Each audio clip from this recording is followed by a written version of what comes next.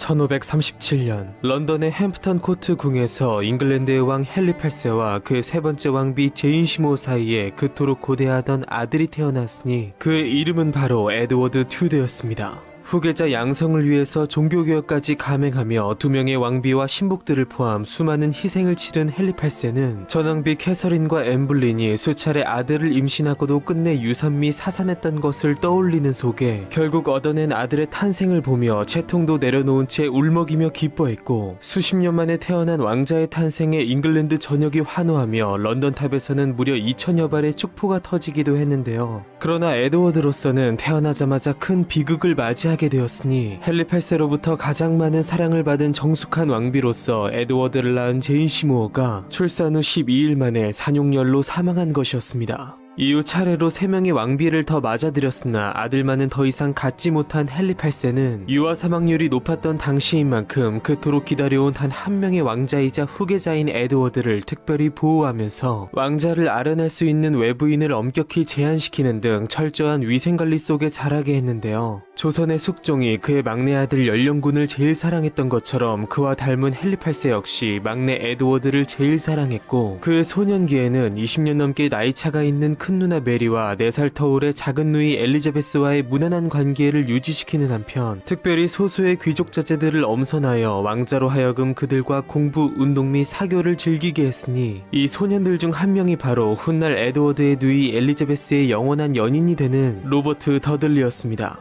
한편 당시 스코틀랜드에 대한 완전 복속을 노리던 헨리 8세는 아들 에드워드와 그보다 5살이 많은 스코틀랜드의 여왕 메리 스튜어트의 결혼을 추진하기도 했으나 이후 어린 여왕의 어머니인 섭정 마리드 기즈가 딸을 자신의 고향 프랑스로 보내 양육시키면서 이 결혼은 무산되어 버리게 됩니다. 한편 사실상 친모와 다름없이 그를 보살펴준 양모 캐서린 파의 사랑 아래 뛰어난 교사인 윌리엄 그린달을 스승으로 맞은 에드워드는 더불어 당대 최고의 신학자들에게 라틴어와 히브리어, 헬라어를 시사하는 등 영특함을 드러내면서 10살의 나이로 왕이 될 자신과 비슷하게 8살의 왕위에 올라 남유다 최후의 선한왕으로 불리는 등 뛰어난 정치력을 보인 요시아를 떠올리게 했는데요. 특히 높은 이해력과 남다른 지성을 드러낸 에드워드는 독실한 개신교 신자였던 캐서린파의 영향 때문인지 칼뱅주의 교육을 받고 자라면서 복음신학의 깊은 조예를 드러냈으니 이것은 훗날 그가 개신교적 방향으로 종교개혁 노선을 펼치는 데 있어 큰 영향을 주게 됩니다. 이후 시간이 흘러 에드워드가 아직 어린 상태에서 자신의 죽음이 임박했음을 알게 된 헨리 8세는 그의 사후 일어날 혼란을 최대한 방지하고자 섭정위원들을 선정하여 그들이 왕을 보좌해줄 것을 유언한 뒤 곧바로 사망하게 됩니다. 그러나 왕자의 마대숙, 즉 죽은 제인 시모어의 오빠로서 섭정위원 중 한 명이었던 에드워드 시모어는 왕의 죽음을 사흘간 극비리에 붙이는 속에 추밀원 회의를 소집하여 동료 위원들의 지지를 받아냈고, 결국 선왕의 유언을 따르지 않고 스스로 호국경의 자리에 오름으로써 왕국의 실질적 지배자로 등극하게 되는데요. 그러나 그는 섭정의 역할을 자신에게 집중시킨 것일 뿐 그의 조카이자 합법적 계승자인 에드워드를 중심으로 보좌했으며, 마침내 왕의 죽음이 선포되자 왕세자 에드워드가 그의 뒤를 이어 부왕이 확립한 국교의 수장으로서 처음으로 대관식을 치르고 잉글랜드의 새로운 왕위에 올랐으니 그가 바로 잉글랜드 튜드 왕조의 제3대 왕 에드워드 6세였습니다. 어린 왕을 대신한 섭정 에드워드 시모어는 왕으로부터 서머셋 공작에 임명되는 한편 신교의 세력 확장과 더불어 평민들의 안위를 돌보는 등 비교적 무난한 통치를 했으나 내부적으로 자신과 더불어 권력의 중심이 된 동생 토마스 시모어와 사사건건 부딪혔고, 시모어 가문의 독주를 못마땅해 한 여러 야심가들로부터 견제의 시선을 받게 되었는데요. 특히 형 못지않은 야심가였던 토마스 시모어는 에드워드의 사실상 친어머니와 같은 캐서린파의 입지를 활용하고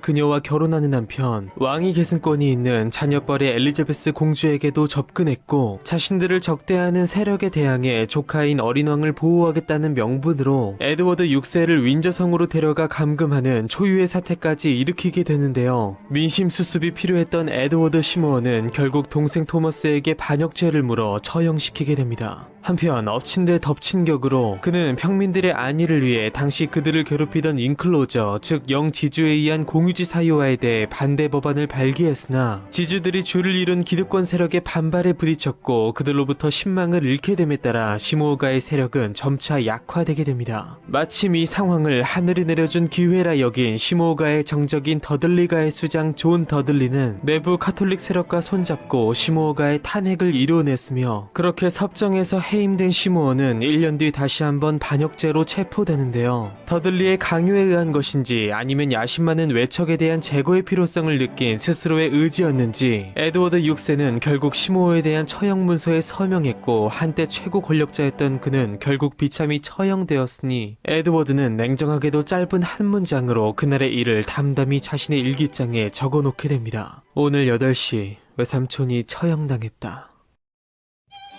그렇게 에드워드 6세의 재위기의 전반기를 장식한 서머시 공작 에드워드 시모어가 퇴장하고 노썸벌랜드 공작으로 추대된 존 더들리가 국정의 새로운 실세로 떠오르는 속에 그가 에드워드에게 성년이 되면 전권을 넘겨주겠다는 서약을 함으로써 왕의 환심을 사는 한편 에드워드 6세 역시 점차 성년의 나이에 다가서면서 정신적 육체적으로 뚜렷한 성장세를 보이고 있었으니 위태로운 권력 다툼의 한복판에 놓인 어린 왕은 과연 잉글랜드 역사에 특별한 이정표를 세울 수 있을까요? 1552년 2월 런던의 주교 니콜라스 리들리는 이 땅에 살아가는 가난한 이들의 고난과 불량한 위생에 대한 설교를 했고 이 설교에 감화된 국왕 에드워드 6세는 이 문제를 두고 주교와 오랫동안 토론을 하게 되는데요. 어느새 15살 성년의 나이에 다가서면서 통치의 적극성을 드러낸 그는 가난한 이들을 구제하기 위한 위원회를 조직하는 한편 이것을 주도하는 리들리 주교 및 종교 지도자들을 적극적으로 지원하게 됩니다. 한편 이러한 때 홍역과 천연두가 발병하면서 왕의 몸 상태를 극도로 악화시켰으나 그는 이러한 상황을 아랑곳하지 않은 채 런던에서 출발하여 전국을 순례하는 무리한 일정을 감행하게 되는데요. 입으로만 말하기보다 실천을 중요시했던 왕은 순행을 통해 백성들의 어려운 생활을 몸소 살피었고 남부의 항구 도시 포츠머스를 방문한 뒤에는 해안경비 강화의 중요성을 인식하면서 군의 재정비와 현대화를 위한 노력을 시작하게 됩니다. 한편 누구보다 열렬한 신교주의자였던 그는 캔터베리 대주교인 토마스 크랜머를 통해 국민들로 하여금 이해하기 어려운 라틴어가 아닌 일상 언어인 영어로 감사 성찬예를 드릴 수 있도록 하기 위해서 영문으로 된 국교의 기도서를 작성하도록 했는데요. 그렇게 최초의 신교 성향의 기도서로서 부친의 종교개혁을 통해 성립된 영국 국교회의 전례문서, 즉 오늘날까지 쓰이고 있는 성공의 기도서가 탄생했으니 이것은 단순히 교황청과 결별한 것에 불과했던 영국 교회가 로마 카톨릭과의 고리를 완전히 끊어내고 엘리자베스 시대를 거쳐 완전한 프로테스탄트 국가로 나아가는 중요한 초석을 놓게 됩니다. 한편 짧은 시기에 이루어진 이러한 과도한 아니 살인적 스케줄은 왕의 급격한 병세 악화로 이어졌고 결국 폐결핵으로 발전함에 따라 그는 각혈과 발작성 열을 일으키며 사경을 헤매게 되는데요. 한편 정권의 실세로서 에드워드가 사망할 경우 모든 권력을 잃게 될 것을 두려워한 존 더들리는 왕의 병세의 심각성을 은폐하고 주변인들을 안심시키는 한편 민간 주술사를 통해 에드워드에게 비소를 주입시켜 온몸이 비틀거리는 고통을 안기면서까지 왕의 생명을 어떻게든 유지하려 했는데요. 무엇보다 다음 왕위 계승자인 메리가 독실한 카톨릭으로서 신교 정권인 그들에게 매우 위험한 인물이었던 만큼 더들리는 또 다른 왕손이자 신교도인 제인 그레이를 며느리로 맞아 새 왕으로 즉위시킴으로써 권력을 유지하려 했습니다. 그렇게 사경을 헤매는 상황에서 제인에게 왕위를 물려줄 것을 강요받은 에드워드는 단순 강요에 의한 것인지 아니면 누이 메리가 왕이 되어 영국교회가 다시 카톨릭으로 선회함으로 전국에 피바람이 불 것을 염려한 것인지 결국 제인을 왕국의 차기 계승자로 인정하는 문서에 서명했고 그 직후인 1553년 7월 재위 6년 차에 접어든 에드워드 6세는 이제가 성년이 된 16세의 나이로 사망하게 됩니다. 그러나 더들리의 이러한 행위는 어디까지나 편법이었고 민심은 오로지 적법한 계승자인 메리에게 쏠려있던 만큼 더들리에 의해 잠시간 왕위에 오른 제인 그레이가 고작 9일 만에 다시 내려오게 되면서 끝내 메리가 잉글랜드의 왕위에 오르게 되는데요. 에드워드의 염려대로 메리는 잉글랜드를 카톨릭으로 선회시키는 과정에서 피해 숙청을 감행하면서 국가의 치명적 혼란을 초래시켰고 그녀의 뒤를 이어 왕이 된 둘째 누이 엘리자베스가 새로운 수장령 즉 통일령 반포를 통해 동생 에드워드가 제정한 성공의 기도서를 비롯해서 그의 시대에서 행해진 신교적 개혁들을 대부분 수용함에 따라 오늘날까지 영국 국교회는 이처럼 신교를 기반으로 한 고유의 정체성을 간직하게 됩니다. 오랜 제위와 파격적 행보로 유명한 헨리 8세, 그리고 강렬한 인상을 남긴 첫째 누이 메리 1세와 역사상 가장 위대한 여왕으로 불리는 둘째 누이 엘리자베스 1세에 비해서 요절한 에드워드 6세는 상대적으로 존재감이 미미한 만큼 대중들로부터 잊혀지는 경향이 있는데요. 그러나 그의 사후 300년이 지난 시점에서 에드워드는 그의 개인적 존재감을 우회적으로나마 세상에 알릴 수 있는 예상치 못한 순간을 맞이하게 됩니다. 1800년대 후반, 톰 소여의 모험가 허클베리 핀의 모험의 작가로서 풍자문학의 대가, 나아가 미국 문학의 아버지로 추앙받는 마크 트웨이는 12세기경 북유럽의 전설에서 전해오던 이야기를 바탕으로 16세기 영국을 배경으로 한 한 편의 사회 풍자소설을 쓰게 되는데요. 그는 이 작품에서 늙은 국왕의 하나뿐인 왕자라는 설정을 대입할 수 있는 유일한 인물인 에드워드 6세를 주인공으로 한 흥미로운 작품을 써냈으니 이것이 바로 그 유명한 왕자와 거지였습니다. 각자 다른 삶의 체험을 통한 이상과 현실의 차이를 보여주는 한편 그 시대의 불합리한 현실을 풍자한 이 작품은 뚜렷한 주제의식과 흥미로운 줄거리로 인해 전 세계적으로 사랑받으며 수많은 곳에서 패러디 및 재창조되었는데요. 여느 군주들처럼 그저 생각에 머물기보다는 늘 행동으로 옮기고 적극적으로 자신의 백성들을 마주하며 그들의 어려움을 해결해주고자 노력했던 어린 성군의 모습은 요절한 그저 한 명의 평범한 왕으로 인식되던 그를 전 세계적 고전의 주인공으로 만들어준 이 위대한 작품에서 영원히 살아 숨쉬고 있습니다. 헨리 8세의 유일한 아들로 태어나 10살의 어린 나이에 일국의 왕위에 올라 치열한 권력 다툼 속에서 끝없이 백성을 위한 정책을 펴고 최초로 국교의 신교적 정체성을 부여함으로써 영국의 빛나는 미래를 연 어린 왕의 이야기는 바로 여기에서 끝을 맺으며 이제 이야기는 그의 오촌 조카 제인 그레이에게로 이어집니다.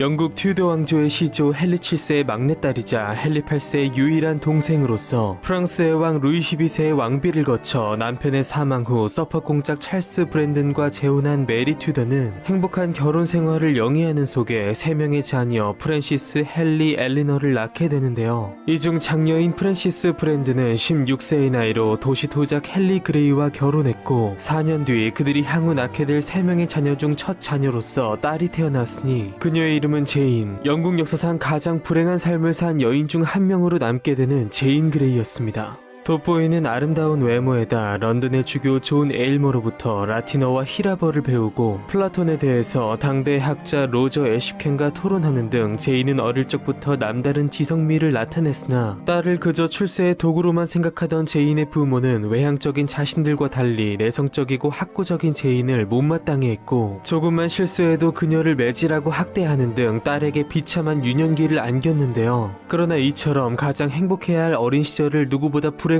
시작한 그녀에게 신께서 잠시나마 구원의 손길을 내민 적이 있었으니 신의 손을 빌려 그녀에게 다가온 한 자상한 여인은 바로 명색이 잉글랜드의 왕비 제인의 사촌 진의 종조부인 헨리 8세의 제5계비 캐서린 파였습니다. 자상하고 따뜻한 성격의 소유자로서 의부 자녀들인 엘리자베스 에드워드와 더불어 비교적 먼 관계인 제인에게까지 사랑을 준 캐서린은 제인을 자신의 저택에서 살게 하는 속에 엘리자베스 못지않게 그녀에게 애정을 쏟으며 그녀가 좋아하는 학문을 갈고 닦을 수 있게 따뜻한 격려를 아끼지 않았으니 이 시기는 제인의 불행한 전 인생을 통틀어 그나마 가장 행복했던 시기라고 할 수 있었습니다. 무엇보다 독실한 신교였던 캐서린파의 영향으로 제인 역시 엘리자베스 에드워드와 마찬가지로 독실한 신교도로 성장하게 됩니다. 한편 38년간 영국을 통치한 헨리 8세가 사망했고 이미 지난 2차례의 사별에 이어 또다시 과부가 된 캐서린은 귀족 토마스 시모어와 재혼하고 임신까지 하게 되는데요. 그러나 이미 노쇠한 그녀는 자신의 생애 첫 아이를 힘겹게 출산한 뒤 산용열로 사망해버렸고 캐서린의 장례식을 치르며 누구보다 슬퍼한 제인은 그녀의 안락했던 생활 역시 끝이 났음을 짐작할 수 있었습니다.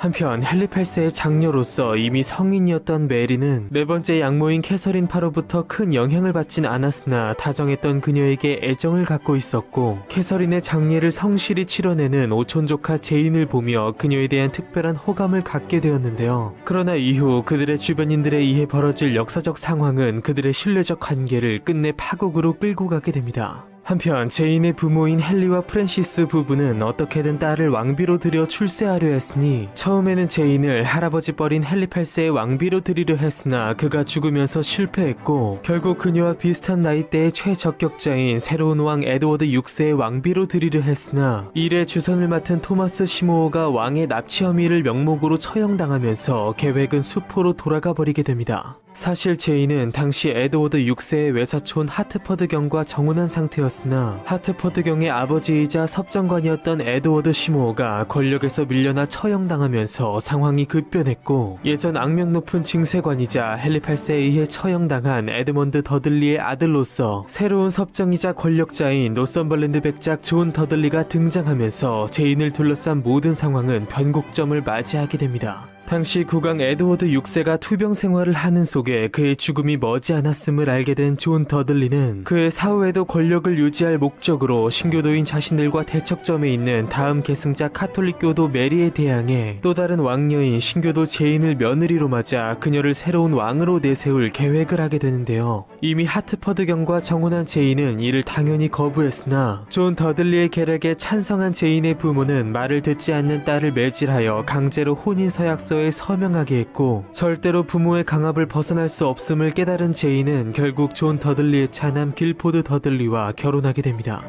한편 존의 예상대로 에드워드 6세의 병세가 날이 갈수록 악화되면서 그는 이제 죽음 직전에 이르렀고 서둘러야 했던 존은 제인의 부모와 함께 병석에 누운 국왕을 회유하여 그로 하여금 기존의 왕위 계승법을 무시하고 구교도 메리가 아닌 신교도 제인을 차기 계승자로 지정하도록 만들었고 에드워드 6세는 곧바로 사망하게 됩니다. 그러자 더들리는 4일간 왕의 사망 소식을 비밀에 붙이는 한편 행정사법기관인 취밀원 위원들을 회유 설득 및 협박하여 그들의 지지를 이끌어냈고 제인의 즉위 시 일어날 반발을 생각해서 전국적으로 병력을 배치하는 한편 프랑스와 밀약을 맺고 그들에게 대륙 내 자국령 칼레를 내주는 것을 조건으로 자금과 군대를 지원받을 것을 약속받게 되는데요. 그렇게 만반의 준비를 마친 존 더들리는 며느리 제인을 대동하여 취밀원 위원들을 만나게 하는 속에 왕의 유언에 따라 제인이 왕위를 계승하게 되었음을 선포하게 됩니다. 그러나 엄연히 합법적 계승권자인 메리가 있는 상태에서 자신이 왕위를 계승하는 것을 도저히 받아들일 수 없던 제인은 자신의 즉위 소식을 듣자마자 경악하며 졸도하는 속에 당연 이를 완강히 거부했으나 끝내 양가의 부모의 강압으로부터 벗어날 수 없었고 어머니로부터 또다시 매질을 당하는 속에 결국 왕위에 오르게 되니 그녀가 바로 잉글랜드 역사상 최초의 여왕으로 불리는 레이디 제인 그레이였습니다.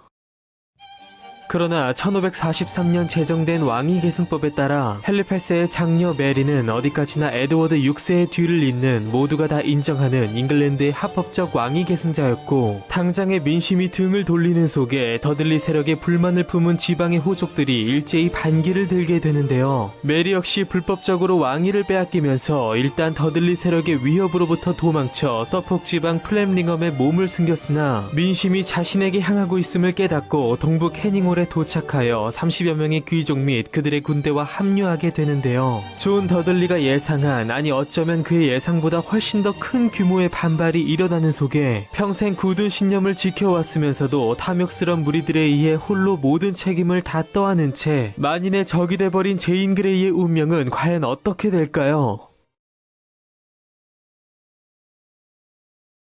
메리를 따르는 세력이 예상보다 훨씬 더 큰 규모로 나타나면서 위협을 느낀 존 더들리는 아들 로버트와 길포드를 앞세워 즉각적인 진압에 나섰으나 오히려 대패했고 민심이 왕위 탈취자인 그를 떠나 메리에게로 향하면서 사병들을 비롯해서 추밀원 위원들까지 점차 진영 내 이탈 현상을 보였는데요. 한편 메리의 군대가 파죽지세로 런던으로 밀고 내려오는 속에 결국 추밀원이 메리가 합법적 계승자이고 존은 반역자라 선포하면서 무려 그에 대한 현상금까지 내걸게 됩니다. 그렇게 수세에 몰린 존 더들리는 뒤늦게 메리를 지지하며 항복했으나 체포되었고 그와 더불어 왕위 찬탈을 주도한 제인의 부모는 딸과 사위를 버려두고 탈출하게 됩니다. 1553년 7월 메리가 영국의 합법적 왕 메리 1세로 선포되고 군중들이 그녀의 등극에 환호하는 속에 오히려 마음이 후련해진 제인은 순순히 폐위에 동의하며 왕위에서 물러났으나 자이든 타이든 메리를 제치고 왕위에 올랐었다는 이유만으로 반역자로 몰리게 됩니다. 그러나 예년부터 제인의 인성을 알았고 그녀에게 고의성이 없음을 인정한 메리 1세는 의심의 여지가 없는 반역자인 존 더들리는 즉각적으로 처형시켰으나 제인의 경우 신하들의 반발에도 불구하고 일단 그녀를 유폐시킨 뒤 추후 자신이 결혼해 후계자를 낳을 경우 석방할 계획을 품으며 사실상 선처의 뜻을 나타내는데요. 그렇게 제인은 런던 탑에 유폐되었으나 비교적 평화롭게 생활했고 자신이 그토록 좋아하던 독서 등 여가를 즐기며 역설적이게도 생애 첫 자유를 누리게 됩니다. 한편 미혼으로 잉글랜드의 왕이 된 메리 1세는 잉글랜드 신교도와 결혼할 것을 요구하는 취미런의 의견을 묵살하고 잉글랜드를 카톨릭으로 회귀시키는 선상에서 그녀의 외가인 스페인의 왕자 펠리페와 결혼할 뜻을 나타내는데요. 결국 이에 불만을 품은 신교도 토마스 와이어트가 같은 신교도인 엘리자베스 공주를 왕으로 내세우며 반란을 일으켰으나 곧바로 진압되었고 여기에 제인의 아버지 헨리 그레이가 가담했다는 사실이 밝혀지면서 그녀의 딸 제인 그레이의 위험성은 더욱 높아졌는데요. 존 더들리와 더불어 제인의 옹립에 앞장섰다가 상황이 불리해지자 다시 메리에게 붙은 귀족들은 아이러니하게도 제인을 계속 살려둘 경우 언제든 신교도들이 그녀를 빌미로 반역을 일으킬지 모른다며 제인에 대한 처형을 적극적으로 주장하게 됩니다. 그러나 이러한 주장에 어느 정도 공감하면서도 가엾은 제인을 죽이고 싶지 않았던 메리는 제인에게 가톨릭으로 개종하면 살려줄 것을 제안하는 등 끝까지 관용을 베풀고자 했는데요. 그러나 누구보다 독실한 신교도로서 목숨을 보존하고자 자신이 믿는 진리를 내려놓을 수 없던 제인은 메리의 마음을 고마워하면서도 이 제안을 끝내 거절했고 더 이상의 달리 도리가 없어진 메리는 결국 제인의 처형을 명하게 됩니다. 그렇게 1554년 2월 12일 제인의 처형식 날 마음이 편치 않았던 메리는 제인의 생명을 연장할 수 있는 마지막 방안으로서 하녀들을 시켜 제인의 임신 여부를 검사하게 했는데 당시 사형수라 할지라도 임신을 한 여인의 경우 무고한 아이를 함께 죽일 수 없다는 이유로 형집행을 연기하거나 경우에 따라 사면해 줄 수도 있기 때문이었습니다. 그러나 검사 결과 제인은 임신하지 않은 것으로 판명되었고 더 이상 그녀가 살아나갈 수 있는 길은 없었습니다. 같은 날 처형당하게 된 남편 길포드는 죽기 전 마지막으로 제인을 보고자 했으나 처음부터 사랑 없는 정략 결혼이었고 그 역시 결국 자신을 이용하기만 한 더들리가의 한 명으로 생각한 것인지 제인은 그와의 만남을 완곡히 거부했고 직후 길포드가 처형되는 소리를 들었을 때 그녀의 마음속에 아주 작은 애정은 남아있던 건지 가엾은 제인은 남편의 이름을 외치며 소리내어 울었습니다. 그리고 이제 그녀의 차례가 왔습니다. 눈이 가려진 채로 런던탑의 처형대에 오른 제인은 앞이 안 보이는 만큼 처형대를 찾지 못해 당황해했으나 결국 사제의 손을 잡은 채 처형대에 도착했고 처형을 앞두고 두려움을 참지 못했던 남편 길포드와 달리 의연한 태도로 마지막 기도를 마친 뒤 만 16세의 어린 나이로 한 번도 제대로 피워보지 못한 꽃은 그대로 쓰러져 버렸습니다.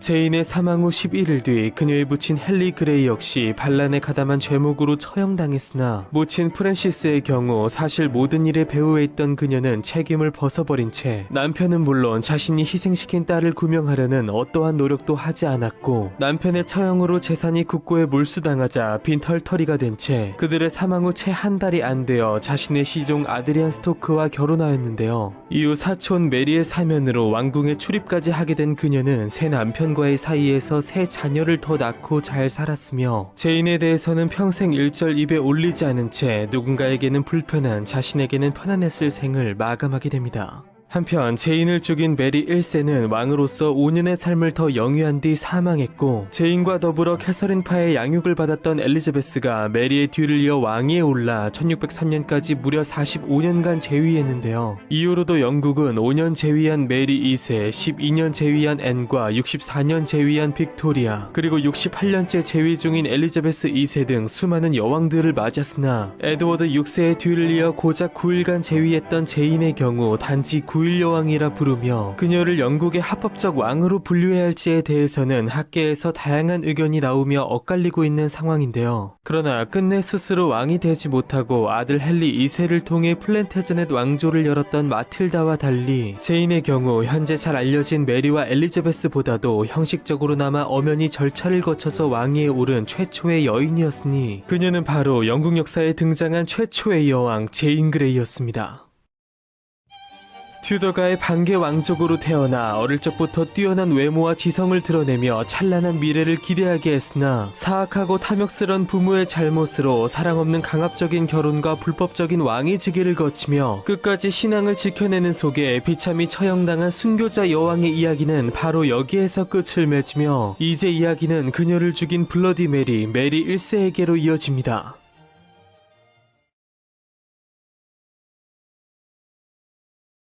1516년 런던 교회 그리니치의 플라센티아 궁전에서 잉글랜드의 왕 헨리 8세와 왕비 아라곤의 캐서린 사이에서 발생한 5번의 임신과 유산 및 사산 끝에 드디어 생존 자녀가 나타났으니 그녀의 이름은 바로 메리 튜더였습니다. 비록 그토록 고대하던 아들은 아니었으나 첫 번째인 동시에 유일한 자녀였고 왕의 용모를 빼닮았던 메리는 아버지 헨리 8세로부터 극진한 사랑을 받았고 왕은 그녀에게 영국의 왕족 중 사상 처음으로 웨일즈의 여공작이라는 칭호를 내리는 한편 독립된 궁정을 하사하기도 했습니다. 한편 메리의 어머니 캐서린은 하나뿐인 딸의 교육을 위해 그녀의 고국 스페인으로부터 유명한 인문주의자인 후안 루이스 비베스를 초빙해 오게 되는데요. 그로부터 성서와 고전을 배우는 등 왕실의 명문 교육을 받은 메리는 라틴어와 불어 등 각종 언어에 능통하게 되었고 그녀의 탄생 직후 대륙에서 태동한 진보적 신교 사상을 접할 기회가 없었던 데다 양쪽 부모 특히 스페인 공주 출신인 어머니 캐서린의 영향 탓에 그녀 역시 독실한 카톨릭 신자로 자라나게 됩니다. 한편 메리의 나이 9살 때를 기점으로 그녀의 행복했던 시절도 어느덧 서서히 저물어가기 시작했으니 캐서린 왕비가 오래도록 적장자를 낳지 못하자 조급해진 헨리 8세는 왕비의 시녀인 젊은 엠블린과 결혼하여 그녀를 통해 아들을 갖고자 했고 이미 자신이 왕비와 20년의 결혼 생활을 영위했음에도 불구하고 앞서 캐서린이 자신의 형 아서와 6개월간의 결혼 생활을 했다는 이유로 그녀와의 혼인 무효를 추진한 것인데요. 그러나 만약 캐서린과 헨리의 결혼이 무효라면 그들 사이에서 태어난 메리는 사생아로 격화될 수밖에 없었기에 캐서린은 자신의 명예는 물론 딸의 지위를 지키기 위해 헨리 8세의 주장을 완강히 거부하며 무려 7년간의 기나긴 소송전을 벌였고 결국 헨리 8세는 캐서린의 손을 들어준 교황에 대항해 카톨릭과의 연을 끊고 독립적인 영국 국교회 설립까지 불사하면서 끝내 자신의 목적을 이루어내게 됩니다. 한편 캐서린이 왕비의 지위를 잃고 물러남과 동시에 사생아로 격화되면서 공주 자기와 왕위 계승권을 박탈당한 메리는 웨일즈의 변경으로 보내졌고 이후 다시는 어머니를 볼 수 없었습니다.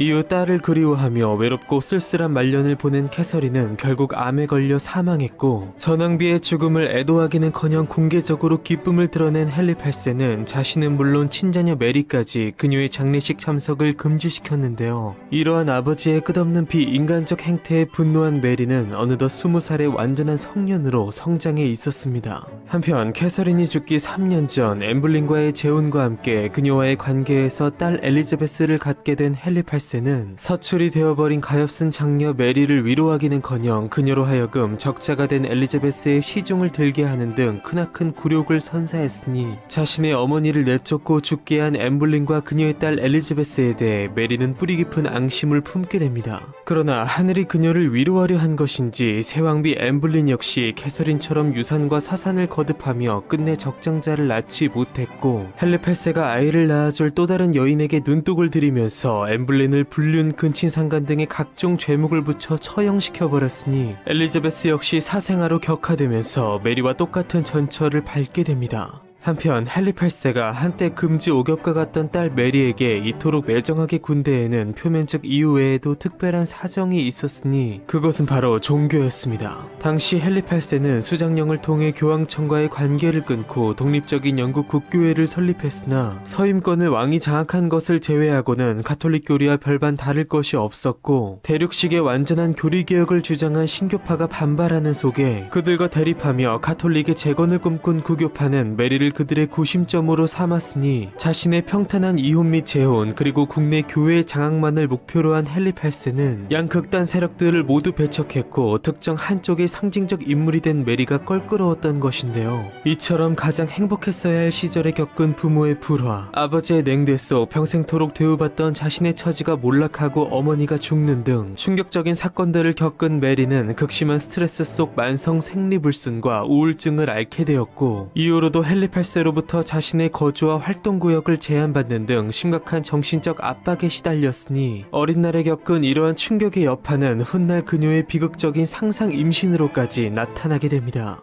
한편 헨리 8세는 이후로도 끝없이 이혼과 재혼을 거듭하며 총 6명의 왕비를 두었고 그중 세 번째 왕비였던 제인 시모어는 모두가 그토록 고대한 적장자 에드워드를 출산하게 되는데요. 메리와 마찬가지로 독실한 카톨릭이었던 제인은 그녀와 각별히 지내는 한편 헨리 8세에게 딸과의 화해를 중재했는데 헨리 8세는 메리에게 공주의 신분을 회복시켜주는 것을 대가로 캐서린과의 결혼을 부정하고 자신이 사생아임을 인정할 것을 요구했고 하느님과 나의 양심이 허락하는 것만 인정하겠다며 완강히 버티던 메리는 끝내 부친의 요구가 담긴 서류에 서명했으니 자신 스스로 어머니와 자신의 정체성을 부정한 이 사건은 그녀의 평생의 후회와 자책으로 남게 됩니다. 그러나 헨리 8세는 이러한 메리의 노력에도 불구 자신의 약속을 당장 실행하지 않았고 이후 다시 한번 그들의 관계 회복을 추진한 여섯 번째 왕비 캐서린파의 노력하에서 비로소 메리와 엘리자베스를 적자로 인정하진 않되 공주의 신분과 왕위 계승권을 회복시켜 주었는데요.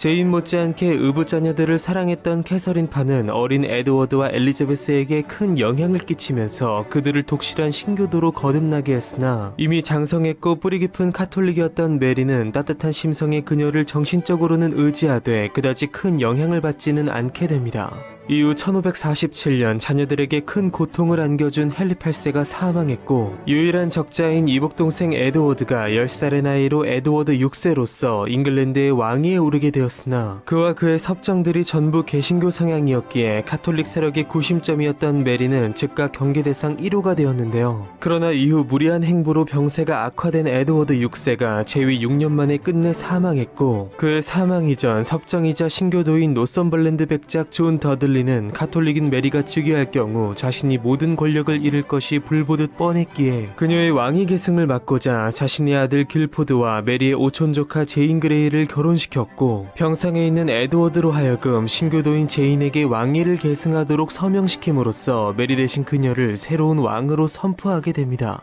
그렇게 왕위를 빼앗기고 신변의 위협을 느낀 메리는 카톨릭 가문 하워드가의 요새인 프렘링엄으로 피신하게 됩니다. 그러나 왕위를 강탈한 존 더들리의 행보는 몇 가지 분명한 문제점을 가지고 있었으니 우선 미성년자인 에드워드 6세가 바꾼 왕위 계승법은 어차피 효력이 없었던 데다 제1왕비 아라곤의 캐서린이 낳은 헨리 8세의 장녀로서 적법한 왕위 계승자였던 메리는 국민들로부터 폭넓은 사랑을 받고 있던 만큼 존 더들리의 불법적 횡포에 온 나라가 분노하며 수천의 군대가 메리 진영으로 몰려든 것이었습니다. 존 더들리는 즉각 메리에 대한 공격을 시도했으나 애초에 명분도 정통성도 없던 만큼 이탈자가 속출하면서 그의 군대는 금방 와해되었고 결국 1553년 8월 수많은 인파의 열렬한 환영 속에 메리는 당당히 런던에 입성하게 되는데요. 같은 해 10월 부친이 제정한 계승법에 의거 합법적 왕위 계승권자인 메리 투더가 웨스터민스터 사원에서 대관식을 치르고 잉글랜드의 왕으로 즉위하였으니 그녀가 바로 단 9일을 제위하고 반역죄로 쫓겨난 제인 그레이에 비해 합법적 절차에 의해 정당히 왕위를 계승하여 온전한 권력을 쥐고 잉글랜드를 통치한 첫 번째 여왕 메리 1세였습니다.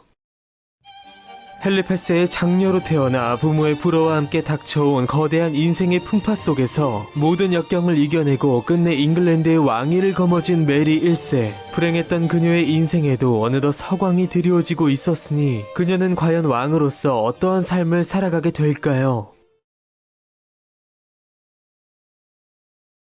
즉위 당시 37세였던 메리 1세는 어릴 적부터 불행한 일들을 끝없이 겪은 탓인지 이미 건강이 좋지 않았고 작고 깡마른 몸매에다 근시 때문에 생긴 눈살을 찌푸리는 버릇과 그로 인해 생긴 많은 주름 등 외모 또한 볼품 없었는데요. 무엇보다 그의 부친 헨리 8세가 종교개혁을 일으킬 당시 내 외부의 카톨릭 세력이 메리를 구심점으로 반발할 것을 우려하여 그녀의 혼사 제안을 모두 거절해버렸기에 불행히도 메리는 이 당시까지 노처녀로 남아있었습니다. 특히 어머니 캐서린이 이혼당하여 쓸쓸히 죽고 자신 역시 아버지에게 버림받는 등 파란만장한 삶을 살아온 그녀이기에 메리 1세는 즉위와 함께 어머니의 명예와 그들의 종교인 카톨릭의 권위를 회복시킴으로써 자신들이 겪은 수모를 조금이나마 보상받고자 했는데요. 한편 메리는 자신이 자녀를 낳지 못할 경우 신교 성향의 이복 여동생 엘리자베스가 후계를 잇게 되어 있었기에 자신이 일구어낼 잉글랜드 내 카톨릭의 지위를 유지시키기 위해서라도 반드시 카톨릭교도와 결혼하여 자녀를 낳아 그로 하여금 후사를 잇게 해야만 했습니다. 여왕의 남편 후보로 처음 거론된 사람은 메리가 실제로 연정을 품기도 했던 레지널드 폴 추기경이었으나 그의 나이가 이미 50을 넘긴 만큼 무리가 있었고 대신에 그는 캔터베리 대주교가 되어 메리와 함께 카톨릭의 부활을 주도하게 됩니다. 이런 상황에서 메리가 오래전부터 이미 염두에 둔 것은 물론 그녀의 구미에 맞는 적절한 청혼이 들어왔으니 청혼의 주인공은 바로 어머니 캐서린의 조카인 스페인의 왕이자 신성 로마 제국의 황제인 카를 5세의 장남, 즉 메리 1세에게는 오촌 조카로서 무려 11살이 어린 스페인의 왕자 펠리페였습니다. 메리 자신 역시 어머니를 통해 스페인 왕가의 혈통을 이어받았고 잉글랜드가 카톨릭 국가로 복귀하는 데 있어 스페인의 도움이 필요하다고 생각했기에 그녀는 이 결혼을 긍정적으로 검토하고 추진했는데요. 그러나 여왕의 혼인 계획이 발표되자마자 그녀의 지지 세력과 반대 세력을 가리지 않고 일반 대중은 물론 추미론 의회 카톨릭 성향의 신복들까지 전부 반대 의사를 표명했으니 그 이유는 메리가 잉글랜드의 왕인 동시에 스페인의 왕비가 된다면 그녀가 외교 및 대내외 정책에서 남편의 뜻을 따르게 될 것이며 즉 이것은 잉글랜드 자체가 스페인에 예속되는 것이라고 보았기 때문이었습니다. 그러자 메리는 이러한 우려를 불식시키기 위해 펠리페는 군주가 아닌 단지 자신의 부군이 될 것이고 주요 관직에는 오직 잉글랜드인만을 임명할 것이며 여왕이 남편 나라의 전쟁에 개입되지 않는 동시에 자신의 사망 시 펠리페가 잉글랜드 왕위에 아무런 영향력을 행사할 수 없음을 명시한 결혼 조약을 발표하게 됩니다. 그러나 이러한 약속만으로 외국 군주와의 결혼에 대한 불안감은 완전히 종식될 수 없었고 급기야 영국시 황금기의 기반을 닦은 대 토마스 와이엇의 아들로서 여왕의 결혼을 강력히 반대한 소 토마스 와이엇은 신교도인 엘리자베스 공주를 새 군주로 위시하여 4천의 병력을 대동해 런던으로 진격하는 등 반란을 일으키게 되는데요. 다행히 반란은 진압되었으나 자신을 향한 이러한 군사적 반발에 충격을 받은 메리는 펠리페와의 결혼을 위한 사전 준비 작업으로서 자신의 결혼에 반대하는 세력들, 즉 대부분 신교도인 그들에 대한 숙청 작업에 돌입했고 이 반란에 제인 그레이의 부친 서퍽 공작이 가담했음이 드러난 만큼 제인에게 권력에 대한 야심이 없음을 알고 있었음에도 신하들의 강권에 못 이겨 잠재적 위험 인물인 그녀를 처형시키게 됩니다. 한편 반란군이 위시했던 엘리자베스 공주는 런던 탑으로 압송되어 넉 달 동안 감금되어 있었으나 그녀가 거짓 개종 등 나름의 교묘한 처신을 보인 것은 물론 메리 입장에서도 설사 자신이 후사를 낳지 못할 경우 유일한 후계자인 엘리자베스마저 왕위를 잇지 못한다면 잉글랜드가 다시 내분 속으로 빠질 염려가 있었기에 결국 신복들의 반대에도 불구하고 그녀를 풀어주었고 엘리자베스는 지방에 집거하며 후위를 기약하게 됩니다. 그렇게 모든 방해 요소를 제거한 메리 1세는 1554년 7월 웨스터민스터 사원에서 스페인의 펠리페 왕세자와 결혼식을 올렸고 2년 뒤에는 카를 5세가 사망하면서 펠리페가 뒤를 이어 스페인의 왕으로 즉위했으니 그가 바로 유럽 최강대국으로서의 스페인의 황금시대를 열게 되는 펠리페 2세였으며 그의 아내인 메리는 잉글랜드의 왕인 동시에 스페인의 왕비로 등극하게 됩니다. 그렇게 카톨릭교도와의 결혼이라는 1차 목표를 이룬 메리는 이제 로마 카톨릭으로의 완전 복귀라는 대개혁을 시작하게 되는데요. 즉위 후 열린 첫 의회에서 20년 전 이루어진 부친 헨리 8세와 모친 아라곤의 캐서린의 혼인 무효를 다시 무효로 선언한 메리는 헨리 8세 이후 제정된 교회법을 모두 폐지, 교황권을 부활시켰고 선왕 에드워드 6세 시절에 이루어진 성공의 기도서를 사용 금지시켰으며 쫓겨났던 카톨릭 주교들을 대거 복귀시켰고 그들의 명예를 회복시켜주게 됩니다. 그리고 그녀는 이제 가장 중요한 가까운 옛날 엠블린을 앞세워 어머니와 자신을 파멸시킨 신교도들에 대한 대대적 복수를 시작하게 되는데요. 카톨릭에서 어긋나는 그릇된 원리들이 쓰여있는 책들, 즉 신교와 관련된 책을 가지고 있는 모든 자를 엄벌하겠다는 명령이 내려졌으니 전체의 4분의 1에 달하는 신교도 사제 2,000명이 쫓겨난 것은 물론 헨리 8세 시절 주로 성직자나 고위층이 처형되었던 것에 비해 그녀의 치세에서는 불길은 일반 서민층 남녀가 주로 처형되었는데요. 이러한 불길은 국내 교회 수뇌부들에게로 옮겨졌으니 글로스터 주교 존 후퍼, 세인트폴 성당의 사제 존 로저스, 로체스터 주교 휴 라티머, 에드워드 6세를 감동시킨 바 있는 웨스터민스터 주교 니콜라스 리들리, 잉글랜드 종교개혁의 상징이자 오랜 기간 캔터베리 대주교를 역임한 토마스 크랜머까지 끝까지 배교를 거부함으로써 화형당하게 됩니다.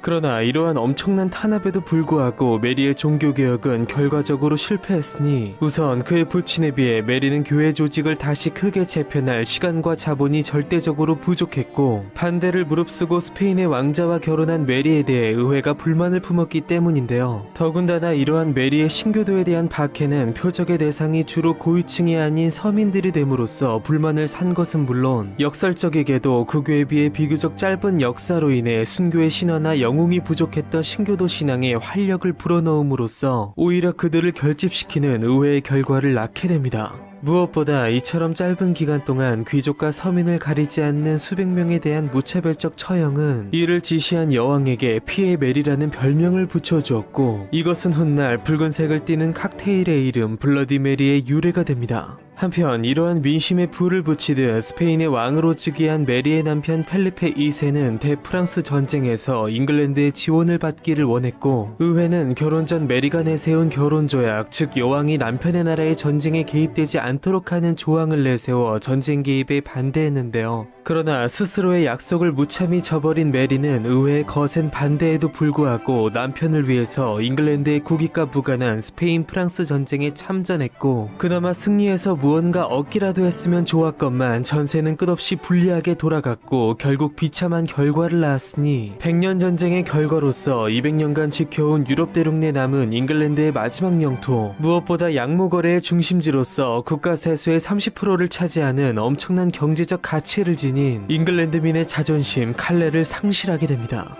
더군다나 이 불필요한 전쟁 수행을 위해 백성들로부터 많은 세금을 걷어들였고 그에 보답하는 작은 성과조차 내지 못하고 오히려 크나큰 손실을 가져왔으니 종교 탄압으로 인한 혼란과 더불어 경제마저 악화되면서 메리에 대한 민심은 끝을 모르고 추락하게 됩니다.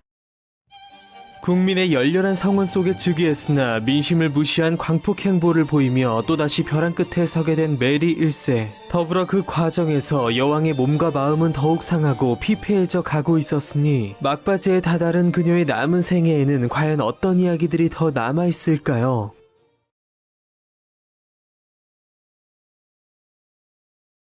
1554년 7월 38세의 나이로 27세의 펠리페 왕자와 결혼한 메리 1세는 결혼의 가장 큰 목적인 자신의 카톨릭 정신을 이어갈 후계자의 탄생을 간절히 원했는데요. 그러나 그해 9월 자신이 이미 폐경을 맞았다는 사실을 그녀는 알지 못했습니다. 결혼 후 잠시 메리와 함께 잉글랜드에 머무른 펠리페는 곧 스페인으로 돌아가 부친의 뒤를 이어 새로운 왕 펠리페 2세로서 즉위했고 남편을 향해 깊은 애정을 드러낸 메리는 그에게 잉글랜드에 자주 방문해 줄 것을 요청했지만 그의 마음은 메리와 같지 않았던 것인지 무엇보다 자국에 대한 통치에 여념이 없던 만큼 그녀의 요청에 쉽게 응할 수 없었고 둘은 그렇게 무늬만 결혼 생활을 이어나가게 됩니다. 그러던 중 메리의 체중이 늘고 몸 상태가 불안정해지는 속에 메리는 이것을 임신의 징후라 확신하게 되는데요. 스페인에서 소식을 들은 펠리페 2세 역시 왕자의 탄생을 기대하고 잉글랜드를 방문하기도 했으나 예정일을 2달이나 넘기고도 출산은 이루어지지 않았고 결국 모든 것이 메리의 상상 임신이었다는 것이 드러나게 됩니다.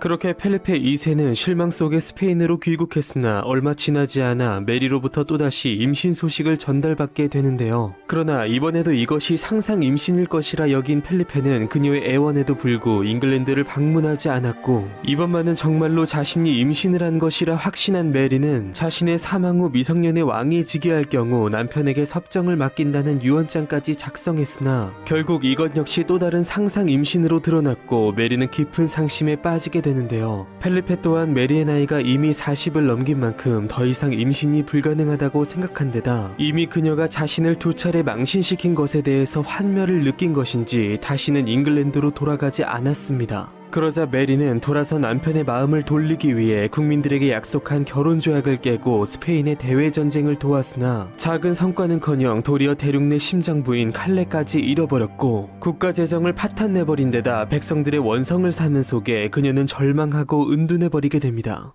그렇게 삶의 동력을 잃어버린 메리는 건강이 급속도로 악화되어 갔고 무엇보다 스스로의 힘으로 후계자를 생산할 수 없음을 깨달으면서 잉글랜드의 미래를 위해 어쩔 수 없이 이복 여동생 엘리자베스를 후계자로 지명하게 되는데요. 그렇게 심신이 더욱 쇠약해져 가는 속에 당시 유행하던 감기에다 난소암에 걸려버린 그녀는 결국 1558년 11월 17일 향년 42세로 그 파란만장했던 생을 마감하게 됩니다. 여기서 흥미롭게도 메리의 사망 후 정확히 12시간 뒤 그녀의 옛 정인이자 캔터베리 대지교인 레지널드 폴은 마치 여왕을 홀로 보내지 않으려는 듯 그녀를 따라 자신 역시 사망하게 됩니다. 무엇보다 피해 축제를 벌이고 민생을 파탄낸 왕을 절대적 피해자인 백성들이 그간 얼마나 증오해 온 것인지 여왕의 죽음 소식에 런던 시민들이 횃불을 들고 나와 축제를 벌였다는 일화가 전해지기도 하는데요. 한편 이렇게 메리 1세가 사망하면서 여왕의 이복 여동생, 그녀의 남은 유일한 혈육이자 단 한 명의 계승자인 엘리자베스가 뒤를 이어 잉글랜드의 새로운 왕으로 즉위했으니 그녀가 바로 잉글랜드 튜더 왕조의 마지막 왕 엘리자베스 1세였습니다.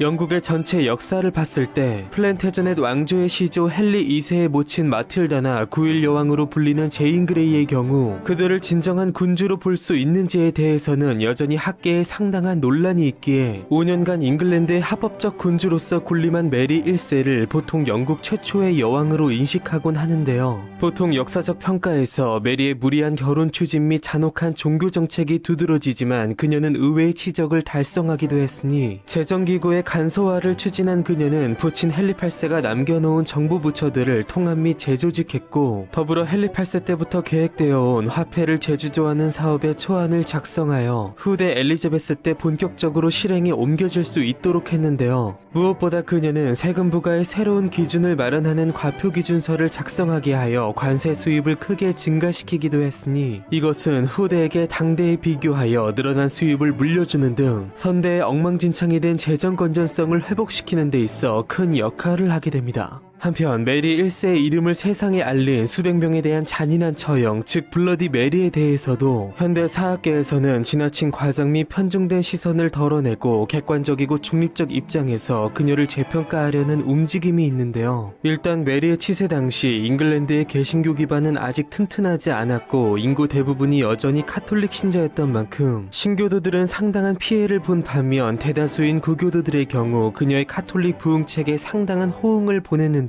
비록 그녀의 때이른 죽음으로 이것은 실패한 정책으로 귀결되고 말았으나 메리가 조금 더 오래 살았다면 잉글랜드가 확고한 카톨릭 국가로 돌아왔을 가능성도 충분히 대두되고 있습니다. 무엇보다 메리는 신하와 백성들에게 매우 관대했다고 전해지고 있으니 진정한 왕비 캐서린의 유일한 자녀로서 그들이 받은 박해만큼이나 많은 동정을 받은 그녀는 즉위 당시의 백성들로부터 절대적 지지를 받았고 그녀 역시 반역자들에 대한 처벌에 엄격했던 반면 일반 백성들에 대해서는 자신을 향한 그들의 사랑에 보답해 매우 너그럽고 자비로운 태도를 유지했으니 이러한 모습은 후임왕 엘리자베스 1세에게도 큰 영향을 주게 됩니다. 1558년 메리 1세의 사망 당시 그녀는 죽으면서 유언으로 동부 피터버러에 있는 유일하게 자신을 사랑해 주었고 자신 역시 유일하게 사랑한 어머니 캐서린 곁에 묻히기를 원했으나 끝내 사후 웨스터민스터 사원에 안장되고 말았으니 45년 뒤 그녀의 곁에 묻힌 사람은 다름 아닌 그녀의 영원한 애증의 대상이었던 이복 동생 엘리자베스 1세였습니다. 현재 이곳 웨스터민스터 사원에 있는 두 여왕의 묘에 가보면 튜더 왕조를 이은 스튜어트 왕조의 시조 제임스 1세가 두 여왕을 기리면서 세우도록 한 한 비문을 발견할 수 있으니 그 비문에는 다음과 같은 내용이 담겨 있습니다. 왕권과 무덤을 함께 공유한 엘리자베스와 메리 두 자매가 여기 부활의 희망 속에 잠들었노라. 헨리 8세의 장녀로 태어나 부모의 불화 속 어머니가 비참히 사망하고 자신 역시 무참히 버려지는 속에 그치지 않는 음해와 저항을 넘어 끝내 잉글랜드의 왕위를 거머쥐었으며 남편에 대한 일방적 사랑과 고통과 비련의 세월 속 카톨릭의 부활을 꿈꾸며 광신적 삶을 살아간 피해 여왕의 이야기는 바로 여기에서 끝을 맺으며 이제 그녀의 이복 여동생이자 영국 튜더 왕조의 마지막 군주 엘리자베스 1세 이야기가 시작됩니다.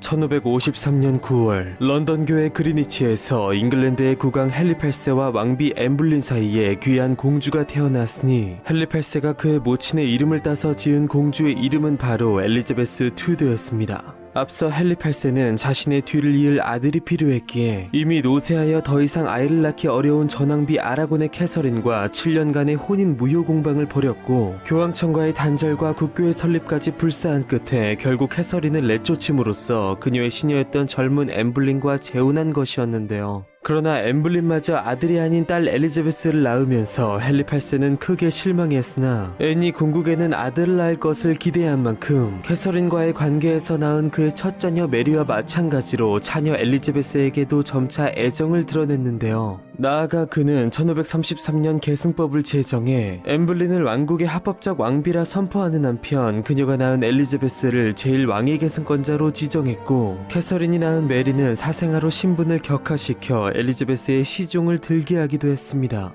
그러나 이후 엠블린이 유산과 사산을 거듭하며 후계자 생산에 실패하자 앤과 더불어 그녀가 낳은 엘리자베스 역시 헨리 8세의 관심에서 점차 멀어졌는데요. 결국 헨리 8세는 또다시 아들을 낳아줄 새 왕비를 들이기 위해서 엠블린에게 간통죄를 뒤집어 씌워 처형시켰고 메리와 마찬가지로 사생아로 격화된 엘리자베스는 왕위 계승권은 물론 공주의 칭호마저 잃게 되었으며 한순간에 보호자를 잃은 3살의 어린 소녀는 궁중의 한켠에 은거하며 불안하고 위험한 어린 시절을 보내게 됩니다. 그녀의 이복 언니 메리의 경우 모친 캐서린이 끝까지 합법적 왕비로 취급되었기에 그녀의 딸로서 백성들의 동정을 받았으나 엠블린의 최후에 대해서는 흔히들 인과응보라 비웃을 정도로 평판이 안 좋았기에 마찬가지로 그녀의 딸 엘리자베스는 전혀 동정을 받지 못했는데요. 그러나 이러한 불우한 환경 속에서도 총명함을 드러낸 엘리자베스는 철학과 역사를 비롯해서 독서와 공부하기를 좋아했고 헨리 8세의 마지막 6번째 왕비로서 모든 자녀들을 차별 없이 보듬은 캐서린파의 영향 아래서 당시 귀족 여성들도 남성 못지않게 교육시키던 풍조 덕분인지 당대의 네로라 하는 학자들을 사사하며 방대한 지식을 쌓아나가게 됩니다.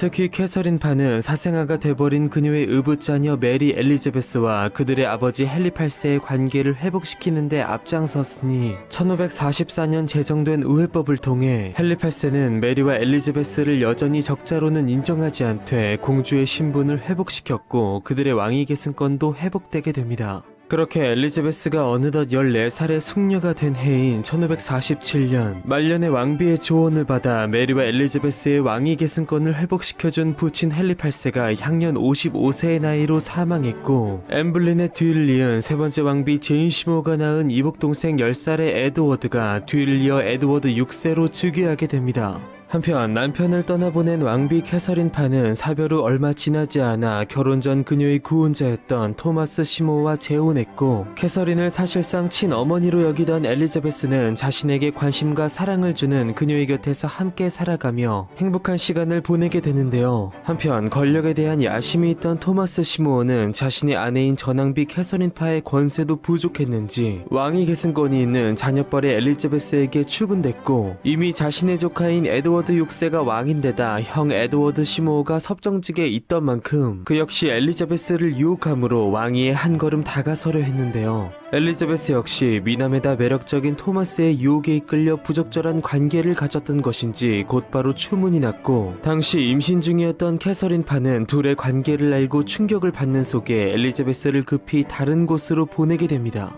가장 사랑한 두 사람으로부터 배신감을 느낀 캐서린이었으나 의붓딸 엘리자베스에 대한 애정을 참아 지울 수는 없었고 엘리자베스 역시 자신의 잘못을 반성하는 한편 토마스와 절연했으며 캐서린의 산달이 다가왔을 때는 다시 그녀의 곁에 돌아왔는데요. 그러나 아이를 출산하고 산용열로 죽을 위기에 처한 캐서린이 이제껏 묻어둔 자신의 고통을 드러내며 두 사람에게 폭언과 저주를 퍼붓는 속에 결국 향년 36세의 나이로 사망했고 자신에게 사랑을 준 유일한 사람을 고통 속에 죽게 한 엘리자베스는 이 일로 인해 평생에 남을 심한 죄책감을 갖게 됩니다. 그렇게 5년이 지나 엘리자베스가 어느덧 20살의 완전한 성인이 된 1553년 병약한 이복동생 에드워드 6세가 향년 16세로 결국 사망했고 캐서린파의 슬하에서 함께 지냈던 그녀의 오촌조카 제인 그레이가 9일간 왕위에 오르는 소동을 넘어 끝내 합법적 계승자인 이복 언니 메리가 37세의 나이로 메리 1세로서 새롭게 즉위하게 되는데요. 엘리자베스보다 무려 17살 연상으로서 어머니 아라곤의 캐서린과 자신의 몰락을 생생히 경험하며 굴곡진 삶을 살아온 메리는 부친 헨리 8세의 치세부터 행해져온 모든 개혁을 거부하고 가톨릭 복고 정책을 펴면서 수많은 신교도들을 박해하게 되는데요. 한편 엘리자베스 역시 일찍이 친모 엠블린이 신교 세력과 손을 잡고 왕비의 자리를 차지했던 데다 그녀의 정신적 지주였던 계모 캐서린파 역시 독실한 개신교 신자였기에 선왕 에드워드 6세와 마찬가지로 자연스레 신교도로서 성장해 있었는데요. 그렇게 엘리자베스는 자녀가 없는 메리의 사후 왕위 계승 영순위로서 메리의 가톨릭 복고 정책에 반대한 신교 세력의 구심점이 되었고, 메리로서는 자신의 어머니를 몰락시킨 앤블린의 핏줄인데다 한때 자신이 그녀를 신녀로 섬기는 등 굴욕을 겪은 바 있고, 이제는 나아가 정치적 종교적 라이벌이 된 엘리자베스를 끝없이 경계할 수밖에 없었는데요. 실제로 그녀의 재위 초기 엘리자베스를 위시한 토마스 와이엇의 반란이 일어나면서 이것은 기우가 아닌 엄연한 현실이 되어버렸습니다.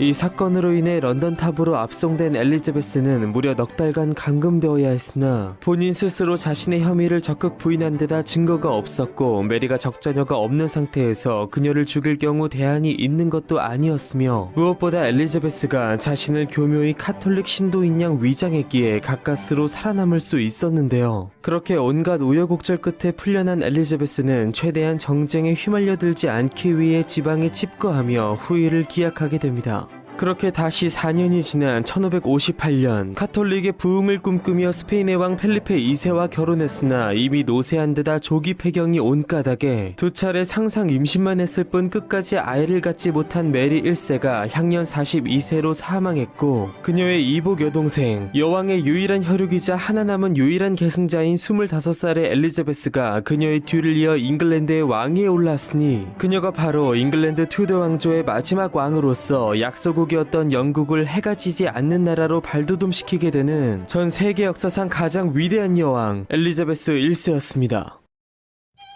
폭군 헨리 8세와 처형당한 엠블린의 유일한 자녀로 태어나 어릴 적부터 갖은 고통과 시련을 겪는 속에 군왕이 될 뛰어난 지혜를 발휘함으로써 끝내 잉글랜드의 왕위를 거머쥔 엘리자베스 1세. 무엇보다 선왕 메리의 폭정과 실정 속 해결해야 할 수많은 문제들이 그녀 앞에 산재해 있었으니 막중한 사명을 띤 그녀에게는 앞으로 과연 어떤 여정이 기다리고 있을까요? 1559년 1월 5일 매섭도록 추운 날, 웨스트민스터 사원에서 성대한 대관식이 거행되었으니 오랜 고난의 마침표를 찍은 26살의 엘리자베스는 이제 명색이 잉글랜드의 여왕으로 당당히 등극하게 됩니다. 한편 그녀는 즉위와 함께 곧바로 중요한 문제에 직면하게 되었으니 그것은 바로 결혼이었습니다. 자신들을 보호하고 지지해준 구교도 왕이 죽고 신교도 왕이 새롭게 즉위한 상황에서 가장 위협을 느낀 카톨릭 세력들의 경우 표면적으로는 잉글랜드의 국제적 지위 강화를 내세웠지만 속으로는 잉글랜드 내 카톨릭의 지위를 유지하기 위한 목적으로 하루빨리 엘리자베스를 메리처럼 강대국의 카톨릭 군주와 결혼시키려 했는데요. 이러한 움직임 속 실제로 엘리자베스에게 수많은 구혼이 들어왔으니 그들 중 대표적인 인물들은 바로 스페인의 왕 펠리페 2세, 신성 로마 제국의 황자 카를 대공, 스웨덴의 황태자 에릭, 프랑스의 왕 샤를 9세 등이었습니다. 먼저 펠리페 2세의 경우 선왕 메리에 이어서 엘리자베스를 통해 잉글랜드에 대한 영향력을 이어나가려 했으나 카톨릭 군주인 그에 대한 신교 세력의 반발이 심했고, 무엇보다 그가 잉글랜드를 자국전쟁에 끌어들여 중요한 칼날을 잃게 하는 등 국민적 평판이 안 좋았기에 일찌감치 후보에서 제외되었으며, 그 외 후보들의 경우 엘리자베스의 성에 차지 않았는지 아니면 자신의 결혼이 가져올 파장에 대해 고민했는지 여러 이유를 대며 시간을 지연시키다 결국 전부 흐지부지 시키게 되는데요. 한편 이들 후보 중에 유달리 눈에 띄는 매우 흥미로운 사람이 한 명 존재했으니 그는 바로 러시아 루리크 왕조의 황제로서 러시아의 군주만을 칭하는 차르를 공식화시킨 장본인이자 정복전쟁을 통해 자국의 전성기를 구가하며 이후 유럽의 강자 러시아의 초석을 다진 역사상 유일무이한 뇌제 이반 4세였습니다.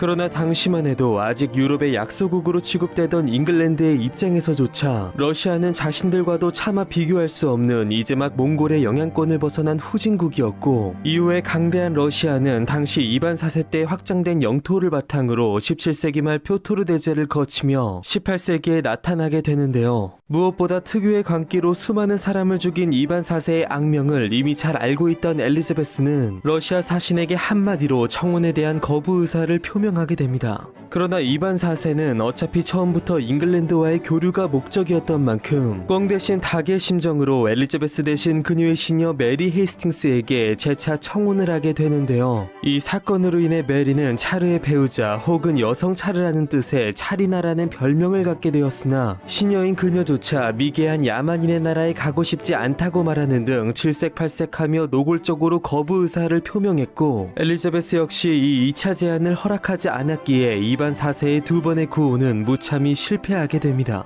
한편 이반 4세의 당찬 목표는 비록 실패했지만 이때를 계기로 엘리자베스와 활발히 서신을 주고받게 된 그는 결과적으로 영국과 첫 통상조약을 이루어냈고, 이때로부터 시작된 영국 러시아 관계는 이후 수백 년간 숱한 전쟁 속에 동맹과 적대 관계를 반복하면서 19세기에는 크림 전쟁으로 대표되는 그 유명한 그레이트 게임을 벌이기도 하는 등 세계의 숙적으로서 현재까지 냉전적 분위기를 이어오게 됩니다. 짐은 국가와 결혼했다. 너무나도 유명한 이 말은 여왕 스스로 오직 잉글랜드를 수호하고 발전시키는 데 연연할 뿐 개인적으로 또 다른 누군가에게 애정을 쏟을 겨를이 없다는 그녀의 조국에 대한 사랑과 신념을 담고 있는데요. 실제로 엘리자베스는 평생 죽을 때까지 한 번도 결혼을 하지 않았기에 버진 퀸, 즉 처녀 여왕이라는 별명이 붙는 등 신성한 성녀로 취급되며 공경받기도 했고, 반면 그로 인해 튜더 왕가는 결국 단절을 맞이하게 됩니다. 엘리자베스가 결혼하지 않은 이유에 대해서는 불임 혹은 생식 기능의 이상 등 악의적 소문도 있었고, 사가들 사이에서는 부군과 권력을 나누기 싫어서 혹은 자신의 어머니 엠블린의 예를 비롯해서 부친 헨리 8세의 수많은 실패한 결혼을 본 탓에 결혼 자체에 대해서 거부감을 갖게 되었을 것이라는 해석도 존재하는데요. 실제로 엘리자베스와 격이 맞는 외국 군주들의 경우 대부분 카톨릭교도였고, 그들 중 한 명과 결혼할 경우 신교로 회귀하려는 국교의 입지가 흔들릴 것이고 외세의 간섭 또한 심해질 것이기에 이 행보를 그대로 보였다가 국민의 지지를 잃은 메리 1세의 예를 보듯 엘리자베스는 국민적 반발과 왕권 약화를 방지하기 위해서라도 외국 군주와의 결혼에 더더욱 조심스러울 수밖에 없었는데요. 그렇다고 자신보다 신분이 낮은 신하와 결혼하는 것도 왕의 명예를 실추시킴으로써 모반을 부추길 위험이 있었으니, 그녀의 오촌 조카인 이웃나라 스코틀랜드의 메리 여왕의 경우도 신하인 달리경과 결혼했으나 그가 이후 변심하면서 결국 폐위까지 이르기도 했습니다.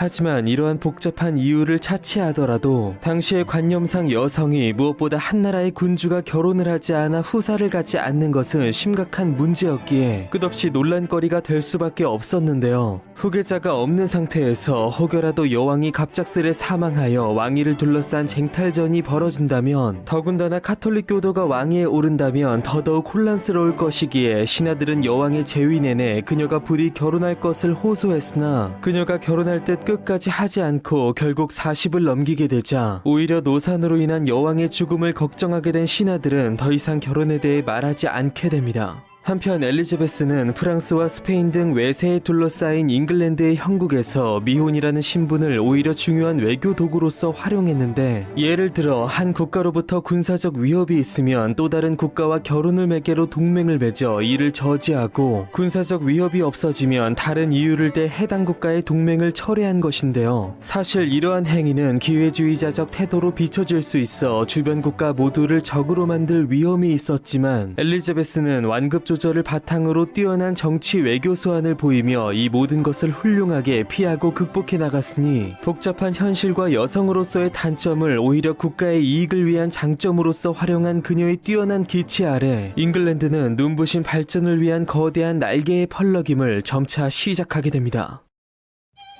한편 이처럼 한 번도 결혼하지 않고 자국의 영광만을 쫓은 성스러운 여왕이었으나, 알고 보면 결혼만 하지 않았을 뿐 수많은 남자와의 관계를 통해 여러 사생아를 낳았다는 소문이 있었고, 이것을 정적들에 의한 악의적 험담으로 치부한다고 해도 실제로 엘리자베스에게는 그녀가 평생토록 사랑한 한 남자가 있었는데요. 위대한 여왕의 사랑을 받은 그 남자는 과연 누구이며, 여왕의 평생의 친구이자 연인으로서 그와 관련하여 만들어진 수많은 이야기들은 과연 어떤 것일까요? 평생 결혼하지 않는 엘리자베스이지만 단 한 번 그녀를 약혼은 물론 결혼 직전까지 이르게 한 인물이 있었으니 그는 바로 프랑스의 왕 앙리 2세와 카트린 드 메디시스의 막내 아들이자 프랑스와 2세, 샤를 9세, 앙리 3세 그리고 여왕 마고의 아끼던 막내 동생 앙주 및 알랑송 공작 프랑스와였습니다. 이미 엘리자베스의 나이가 46세를 넘긴 상태에서 청혼을 위해 찾아온 자신보다 22살 어린 프랑스와를 만난 엘리자베스는 사실상 아들뻘인 이 젊은이를 매우 귀여워했는데요. 그러나 이후 네덜란드의 국가 원수로 초빙된 프랑스와가 반대 세력에 의해 쫓겨나는 일이 벌어지자 자신의 평판에 흠이 갈 것을 두려워한 여왕은 즉시 그와 파혼했고 그렇게 다스릴 나라와 결혼할 상대까지 모두 잃은 프랑스와는 절망 속 전염병으로 사망하게 됩니다. 한편 이처럼 결혼과는 다소 인연이 없던 엘리자베스였으나 단 한 명의 귀족만은 일생 동안 곁에 두며 총애했고 그는 사실상 여왕의 평생의 애인이었으니 그는 바로 레스터 백작 로버트 더들리였습니다. 헨리 7세 때의 악명 높은 징세관으로서 헨리 8세에 의해 처형당한 에드먼드 더들리의 손자이자 에드워드 6세 때의 섭정으로서 제인 그레이의 옹립을 시도하다 처형당한 존 더들리의 장남, 즉 명문가의 자제였던 로버트 더들리는 엘리자베스와는 동갑내기 사이로서 그녀와 어릴 적부터 함께 자라난 친구였는데요. 부친의 제인 그레이를 이용한 왕위 찬탈을 도운 혐의로 체포되어 동생 길포드와 함께 사형을 선고받았던 로버트는 어떤 보이지 않는 힘이 작용한 것인지 가족들의 처형을 지켜보는 속에 그나마 가장 관계가 적었던 본인만은 홀로 석방되었고 은신하며 엘리자베스와 연락을 취하던 중 그녀가 즉위하면서 그 인연으로 정계에 진출하게 되는데요. 여왕이 공주이던 시절 형부가 된 필리페 2세가 그녀를 가리켜 엘리자베스는 로버트와 결혼하지 않으면 처녀로 늙어 죽을 것 같다 라고 말했을 정도로 왕이 되어서도 로버트를 극도로 총애했던 엘리자베스는 밤낮을 가리지 않고 그의 방을 찾았고 자신이 어디에 있든 그를 자신의 곁에 있게 하며 잠시도 떨어지지 못하도록 눈치를 주었는데요. 이렇듯 여왕이 로버트를 분명 사랑했던 것으로 추정됨에도 그들의 사랑이 결혼으로서 결실을 맺기에는 여러가지 장애물이 있었습니다.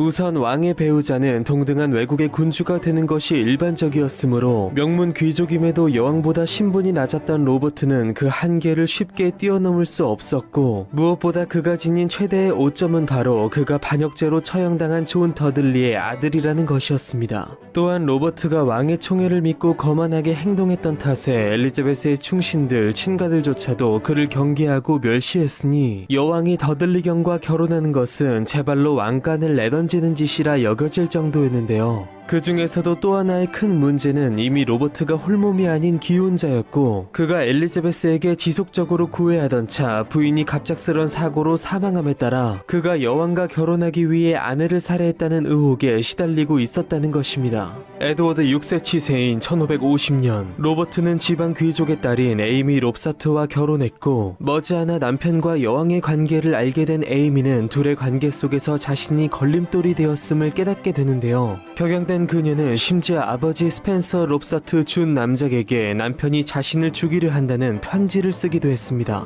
그렇게 딸의 목숨이 위험하다고 생각한 준 남작은 손수 부하들을 동원하여 딸의 곁을 지키게 했으나 그의 모든 노력은 끝내 수포로 돌아갔으니 어느 날 계단에서 넘어진 에이미가 목뼈가 부러져 죽은 것이었습니다. 당시의 조사를 통해 로버트가 그녀의 죽음으로부터 무관함이 증명되긴 했으나 장인 준 남작은 딸이 분명 로버트에 의해 살해당한 것이라 주장하며 절규했고 사람들 역시 로버트가 에이미를 청부살인했을 합리적 가능성을 거두지 않았는데요. 더군다나 그의 배경과 여러 행적으로 인해 이미 적이 무척 많았던 만큼 이들은 틈만 나면 이 사건을 들어 로버트를 공격했고 이 당시 그를 감싸준 유일한 사람이자 그의 내연 상대인 엘리자베스 역시 의혹의 대상이 되었으니 급기야 전 유럽에 로버트와 엘리자베스가 서로 모의하여 에이미를 죽였다는 소문이 퍼져나가게 됩니다. 이런 가운데 만약 여왕이 그와 결혼한다면 마치 그 소문이 전부 사실이었음을 증명하게 되는 형국이었고 이것은 잉글랜드의 국제적 위상과 외교적 입지에 큰 타격이 될 수 있었는데요. 결국 로버트에 대한 마음을 사실상 접게 된 엘리자베스는 1564년 결혼 압박에 시달리고 있던 스코틀랜드의 여왕 메리 1세에게 그녀의 결혼 상대로서 로버트 더들리를 추천했고 이것은 곧 자신의 연인인 그를 통해 스코틀랜드를 통제하려는 야심을 내비친 것이었는데요. 되는데요. 그러나 자신의 신하와 결혼하라는 엘리자베스의 제안을 메리가 사실상 모욕으로 받아들이면서 이 제안은 받아들여지지 않았고, 엘리자베스와의 결혼에 대한 가능성을 접지 않은 로버트는 아내 에이미의 사후 12년 뒤에야 결국 재혼하게 되는데요. 다만 이에 관하여 엘리자베스와의 교감은 부족했던 것인지 여왕은 로버트의 결혼에 대해 분노하며 그를 궁정에서 내쫓아 버리게 됩니다. 그렇게 한참 시간이 지난 후 같은 신교국인 네덜란드가 스페인을 상대로 독립전쟁을 전개하는 속에 로버트를 그리워한 여왕은 그를 다시 불러들여 용서하는 한편 6천 네덜란드 파견군의 사령관으로 임명 파견하게 되는데요. 그러나 로버트가 현지에서 네덜란드인들을 거만하게 대한 탓에 오히려 반감을 사게 되면서 끝내 본국으로 소환되었고, 1588년 스페인과의 전쟁에서 영국 함대의 부사령관에 임명되어 전쟁 수행을 위해 길을 떠나던 중 급사하게 됩니다.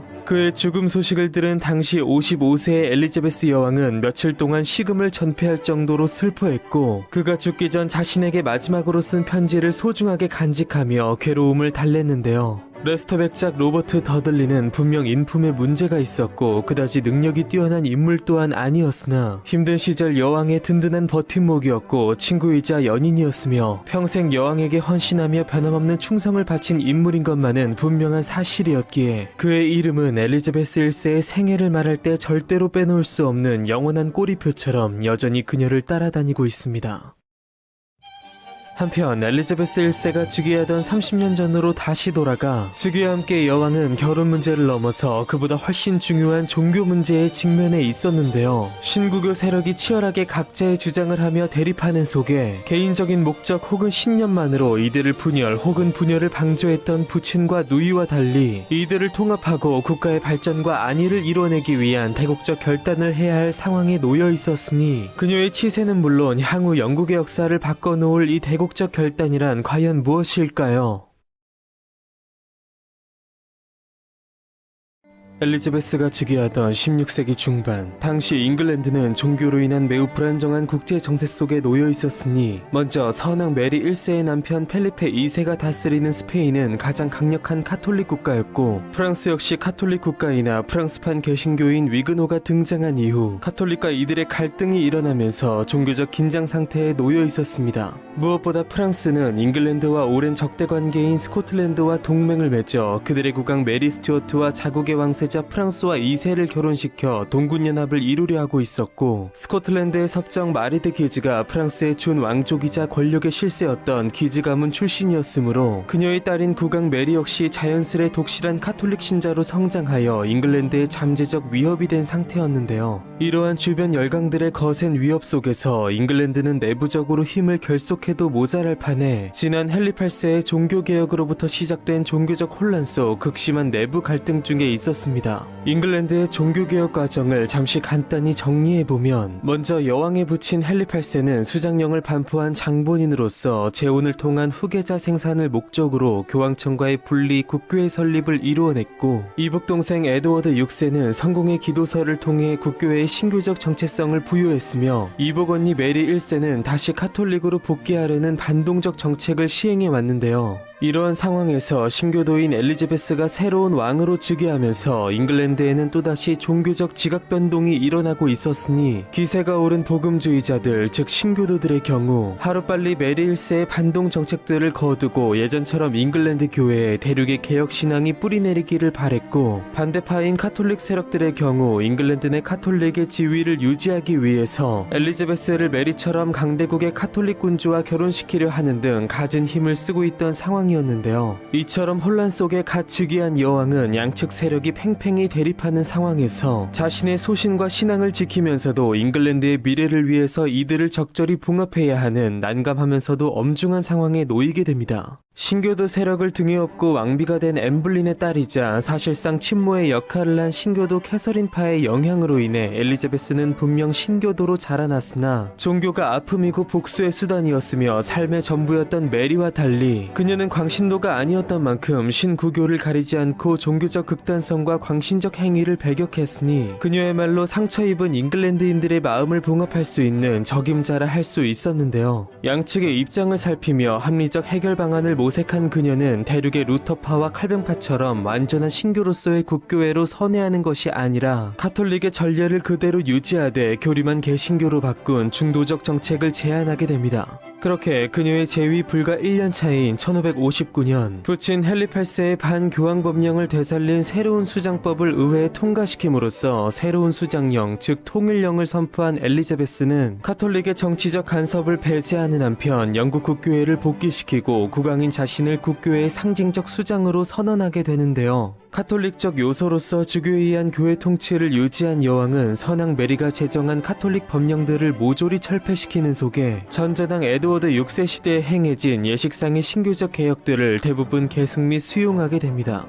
이러한 엘리자베스의 중용 정책은 국교회로 하여금 고유의 정체성을 갖게 하였고 수장령 선포와 함께 교황청으로부터 즉각적으로 파문당한 부친 헨리 8세와 달리 엘리자베스의 경우 정치적 고려뿐 아니라 국교회 카톨릭으로의 복귀 가능성에 대한 염두 때문인지 통일령 직후 무려 12년 후인 1570년까지 가톨릭 교회로부터 파문당하지 않았는데요. 특히 엘리자베스는 신앙 문제에 있어서 논란이 많은 일부 조목들에 대해서는 정의를 분명하게 규정하지 않고 모호하게 남겨둠으로써 카톨릭과 개신교 모두가 이를 받아들일 수 있도록 했는데요. 이러한 중도적 노선을 통해 종교 분쟁의 종말을 원한 엘리자베스였고 실제로 이것은 큰 효과를 발휘하였으나 한편으로 더 큰 갈등의 시작이 되기도 했으니 여왕의 이러한 정책을 순응하느냐 하지 않느냐에 따라서 국민이 국교도와 비국교도로 분열된 것이었습니다. 결국 그녀의 온건한 중도 노선은 일반 국민이 받아들일 수 있는 교회를 수립했지만 열렬한 카톨릭과 개신교도까지 만족시킬 수는 없었던 것인데요. 특히 카톨릭 색채가 입혀진 국교회를 받아들일 수 없던 잉글랜드 내 칼뱅파 신교도 즉 청교도들의 경우 국교회를 부정하면서 엘리자베스는 물론 후대인 제임스 1세의 치세에서도 가혹한 탄압을 받게 되었으니 결국 이들 중 일부가 1620년 종교의 자유를 찾아 아메리카 대륙으로 건너가면서 오늘날 미국 문명의 뿌리를 이루게 됩니다.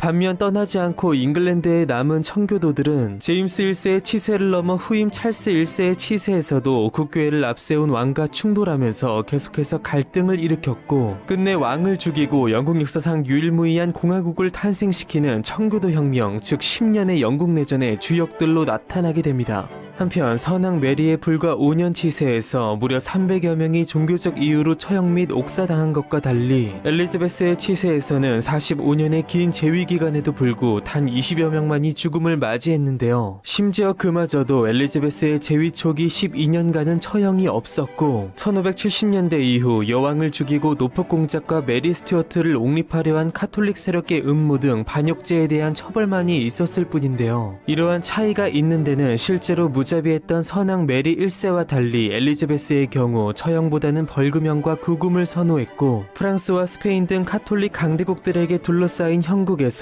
가톨릭 교도를 처형시켜 그들을 자극하지 않도록 조심했기 때문인데요. 실제로 훗날 잉글랜드에서 장기간 구금된 카톨릭 군주 메리 스튜어트가 반역죄로 처형당했을 당시 오랜 기간 기회를 벼르던 스페인의 왕 펠리페 2세는 그녀의 죽음을 빌미로 그 유명한 무적 함대를 앞세워 잉글랜드를 침공하게 됩니다. 이러한 중도 노선 속 카톨릭에 대한 유화책을 펴온 엘리자베스였으나 카톨릭국인 스페인이 잉글랜드를 침공한 전으로는 카톨릭은 매국노이고 외세의 앞잡이라는 인식이 팽배해지는 등 그들에 대한 전 국민적 공분이 일어났기에 이것은 앞선 메리의 음모에 이어 여왕이 따로 힘쓰지 않아도 카톨릭이 탄압받고 스스로 몰락하는 계기를 마련하게 됩니다. 특히 강대국 스페인에 대한 기적적 승리 이후 기세 등등해진 엘리자베스는 이미 스페인으로부터 독립전쟁 중에 있던 신교국 네덜란드를 비롯해서 위그노 전쟁 중에 있는 프랑스 내 위그노들을 지원하기도 했는데요. 이 과정에서 여왕과 인연을 맺은 또 다른 현군 즉 프랑스 위그노들의 수장이었던 엘리케 3세는 유럽 개신교도들의 재정적 정신적 지주가 된 엘리자베스의 힘을 빌어 점차 세력을 확장했고 결국 긴 내전에서 승리하였음에도 국민적 통합을 위해서 본인은 카톨릭으로 개종하여 그를 지원해준 엘리자베스를 경악시키는 한편 유일한 계승자로서 끝내 프랑스의 왕위를 차지하였으니 그가 바로 프랑스 부르봉 왕조의 시조인 앙리 4세로서 종교 갈등을 봉합하고 프랑스의 경제적 번영을 이룬 그는 손자 루이 14세가 이룰 자국의 절대 왕정에 초석을 닦게 됩니다.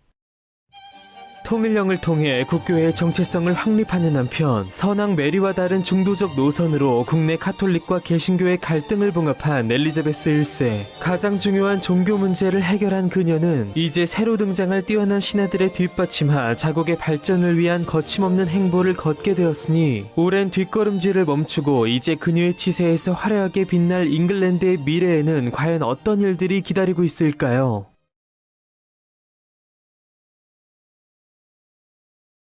당시 잉글랜드가 직면한 종교 문제 못지않은 문제는 바로 어려운 경제 상황이었습니다. 16세기 이전 무려 한 세기 반 동안 안정적이었던 물가는 헨리 8세의 40년 치세에서 무려 50% 상승했으니 이것은 무분별한 사치와 대외전쟁으로 치세말 파산 직전에 몰린 헨리 8세가 은 함유량이 적은 불량화폐를 대량으로 주조했기 때문이었는데요. 그리하여 화폐에 대한 이러한 무너진 신뢰를 회복하고자 불량주화를 회수하고 액면가가 실제 함유된 은의 가치와 일치하는 새 경화를 발행한 엘리자베스는 헨리 8세와 메리 1세를 거쳐 이어져온 화폐 개혁을 마침내 성공시키며 자국의 안정된 통화 질서를 확립하게 됩니다. 재정 정책에 있어 부친 헨리 8세보다 조부 헨리 7세를 표방한 엘리자베스는 부친의 치세에서 빈곤해진 나라의 재정을 다시 일으키기 위해 정부의 재정 지출을 억제하는 한편 왕실의 재산을 매각하는 등 왕궁 살림을 최소한으로 줄이고 검약을 실천함으로써 잉글랜드의 안정적인 재정 상태를 만들어 나갈 수 있었는데요. 그 과정에서 화폐 개혁을 이루어낸 엘리자베스는 이어서 경제 문제 전반에 걸친 입법 조치들을 취했으니 그것은 바로 사치품 수입 금지와 도제법, 어업 증진책 및 식료품 시장의 안정을 위한 곡물과 가축 거래에 대한 허가제 등이었습니다.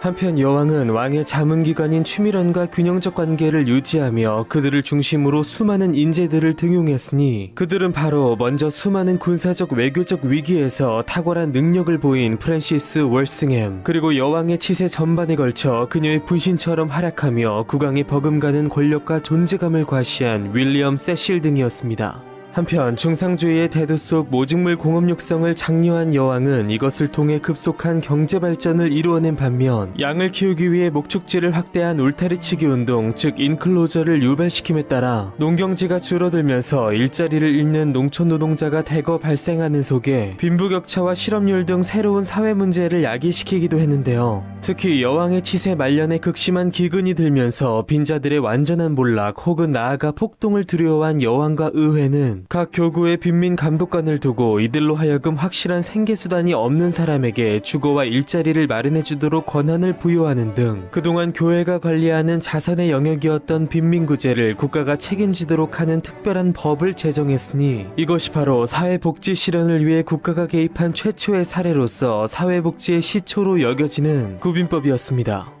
한편 엘리자베스는 이처럼 시급한 국내 문제를 해결하는 한편 조부 헨리 7세 때 처음 시도되었던 태양으로 나아가 식민지 개척 및 새로운 시장을 찾으려는 노력을 어느 때보다 활발하게 추진했는데요. 당시 잉글랜드 상인들은 북유럽 도시들의 무역 공동체인 한자동맹이 쇠퇴함에 따라 오래 봉쇄되어 있던 발트에 대한 진출이 가능해졌고 지중해 무역도 재개하는 한편 남대서양으로 진출을 도모하여 수차례 아시아 쪽을 탐험하며 교역 가능성을 모색했는데요. 그렇게 결국 엘리자베스의 치세 말년인 1600년 앞서 네덜란드의 향료 무역을 위한 인도 진출에 맞서 여왕으로부터 동양 무역에 대한 절대 독점권을 부여받은 한 특별한 회사가 설립되었으니 이것이 바로 2년 뒤 설립될 네덜란드의 동명의 회사와 더불어 근대 역사의 가장 중요한 기업으로 평가되는 영국 동인도 회사였습니다. 언뜻 보기에 무역회사의 한 형태지만 아시아 지역의 무역을 완전히 독점한 것은 물론 회사 영토 내에서의 사법 및 치안권, 제한적 외교권 및 군사 행동권까지 갖고 있는 사실상의 총독부였던 이 동인도 회사는 광활한 인도와 주변 동남아시아는 물론 훗날 중국에까지 영향력을 행사함으로써 19세기의 대영 제국의 탄생에 기여하게 됩니다.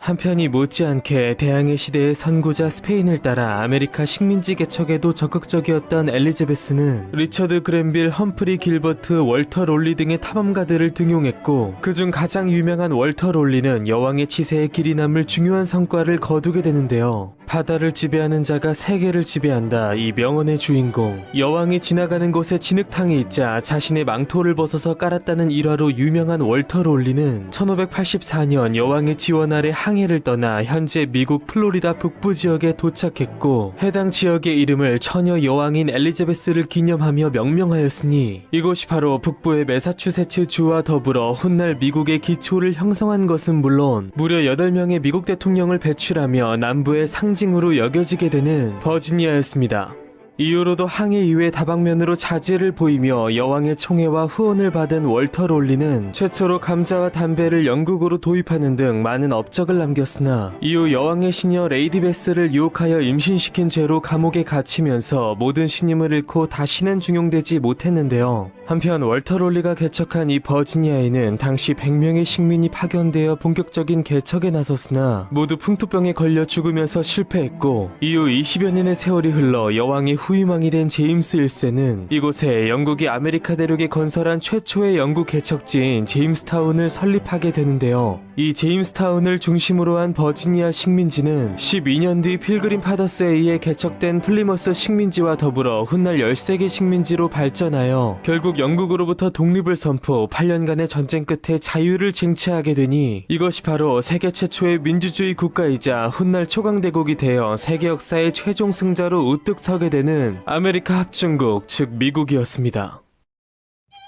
종교 문제에 이어 잉글랜드의 고질적인 경제 문제를 해결하고 동인도 회사를 세우고 월터 롤리를 통한 식민지 개척 등 자국의 대내외적 발전을 이루어낸 엘리자베스 1세. 그러나 이러한 눈부신 나날의 한켠에서 잉글랜드의 왕위 계승권을 가지고 있던 타국의 한 여왕은 잔존해 있는 잉글랜드 내 카톨릭 세력의 지지를 받으며 끝없이 엘리자베스의 지위를 위협하는 지독한 골칫거리로 떠오르고 있었으니 이 여인은 과연 누구이며 엘리자베스는 그녀와 관련하여 어떤 이야기들을 만들게 될까요?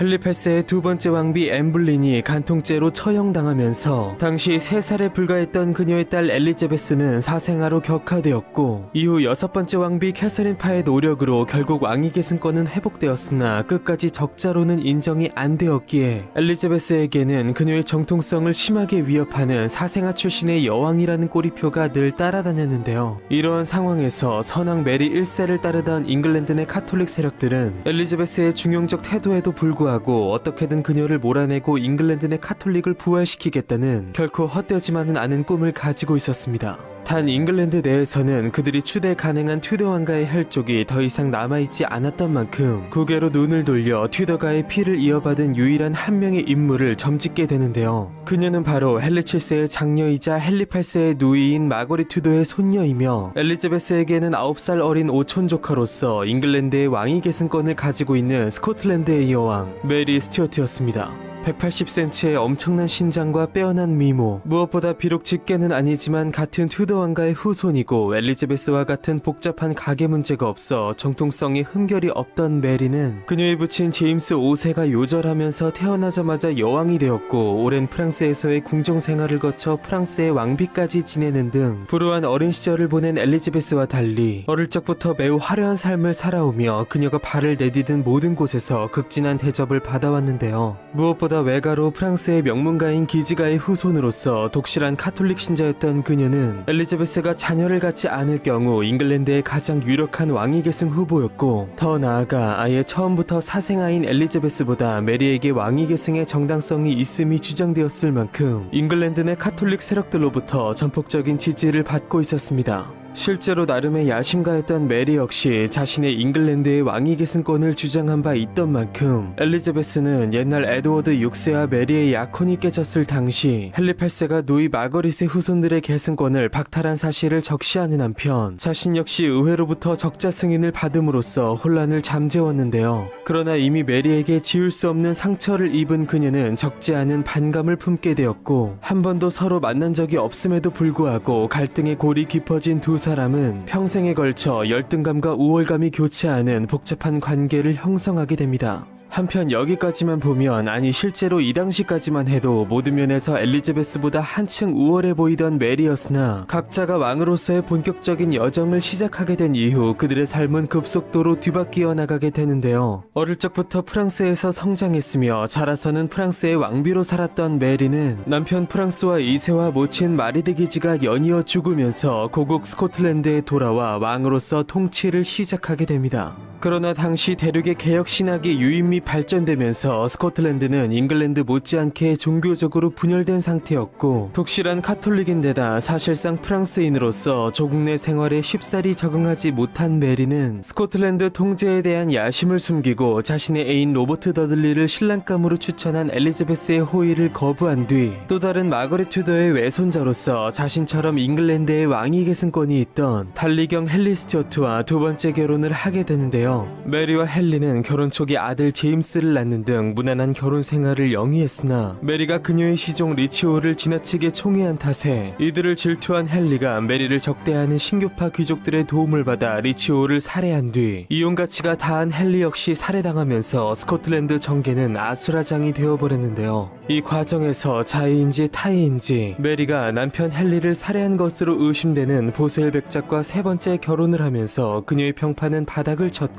그녀는 결국 자신의 옛 경우와 마찬가지로 갓 태어난 아들 제임스에게 왕위를 넘겨준 뒤 폐위당하게 됩니다. 그렇게 메리는 모든 것을 잃은 상태로 감금되었으나 이내 탈출하여 귀족들과 내전을 벌이기도 했고, 결국 패배한 뒤 궁여지책으로 자신의 라이벌 엘리자베스가 있는 영국으로 망명하게 되는데요. 세실과 왈싱엄이 위험한 메리를 제거할 것을 건의했음에도 불구 딱히 명분이 없는 상태에서 그녀를 해할 수 없던 엘리자베스는 자신의 오촌 조카인 메리를 귀하게 대접했으나 세실과 왈싱엄의 우려를 실현시키려는 듯 메리는 끝내 여왕의 호의를 배반하는 분란을 만들어내게 됩니다. 기회를 노리던 잉글랜드 내 카톨릭 세력들은 그들의 추종자이자 구심점인 메리가 잉글랜드로 넘어오자 그녀의 망명 후 불과 1년 만에 카톨릭 귀족인 노퍽 공작과 메리를 결혼시켜 둘을 잉글랜드의 군주로 추대하려는 음모를 꾸미다가 발각되었고, 엄청난 분노와 배신감을 느낀 엘리자베스는 신하들의 강력한 처형 건의에도 불구 차마 메리를 죽이지 못하고 셰필드 성에 감금시켰으니 그 기간이 무려 18년이었습니다. 그 오랜 시간의 끝인 1586년, 이번에는 메리의 모반 내용이 담긴 편지가 발각되었고 이에 연루된 6명이 체포되는 속에 자신의 왕위는 물론 잉글랜드의 안위를 위해서라도 더 이상 메리를 살려둘 수 없겠다고 생각한 엘리자베스는 유일하게 남은 자신의 혈육을 죽인다는 부담감, 무엇보다 주변 카톨릭 국가들이 그녀의 죽음을 두고 반발할 위험이 있음에도 불구 결국 그녀를 재판에 회부시키게 됩니다. 그렇게 변호인도 허락되지 않은 재판에서 메리는 끝까지 자신의 결백을 주장했으나 여왕이 이미 뜻을 굳힌 것처럼 그녀는 결국 유죄 판결을 받았고 끝내 사형에 처해지게 됩니다. 분명 평생에 걸쳐 자신에게 큰 위협이었고 이용되었다 한들 메리 역시 잉글랜드 왕위에 대한 야심이 있던 것이 분명했기에 엘리자베스로서는 오랜 인내 끝에 최선의 선택을 한 것이었으나 자신의 손으로 직접 혈육을 죽인 일은 그녀에게도 분명 큰 충격으로 다가왔고, 그녀는 메리의 죽음 후 한동안 정상적이지 않은 모습을 보였는데요. 한편 메리의 처형 직전 프랑스, 스페인 등 주변국들이 메리의 죄가 무거우나 목숨만은 부지해줄 것을 요청하는 속에 메리의 아들로서 스코틀랜드의 왕위를 계승하여 이미 청년이 되어 있던 제임스 6세 역시 어머니에 대한 선처를 호소했으나 그다지 적극성을 보이지 않았고, 메리가 끝내 처형당한 뒤에도 이것을 두고 잉글랜드에 항의하거나 딱히 문제 삼는 행동을 보이지 않았는데요. 이것은 물론 그가 생후 10개월 만에 헤어진 어머니에 대한 기억과 정이 없었기 때문일 수도 있겠습니다. 있겠으나 엘리자베스에게 후사가 없는 상태에서 잉글랜드의 가장 유력한 왕위 계승자인 어머니 메리가 죽는다면 그 다음 계승자는 바로 자신이 될 것이기 때문이었습니다.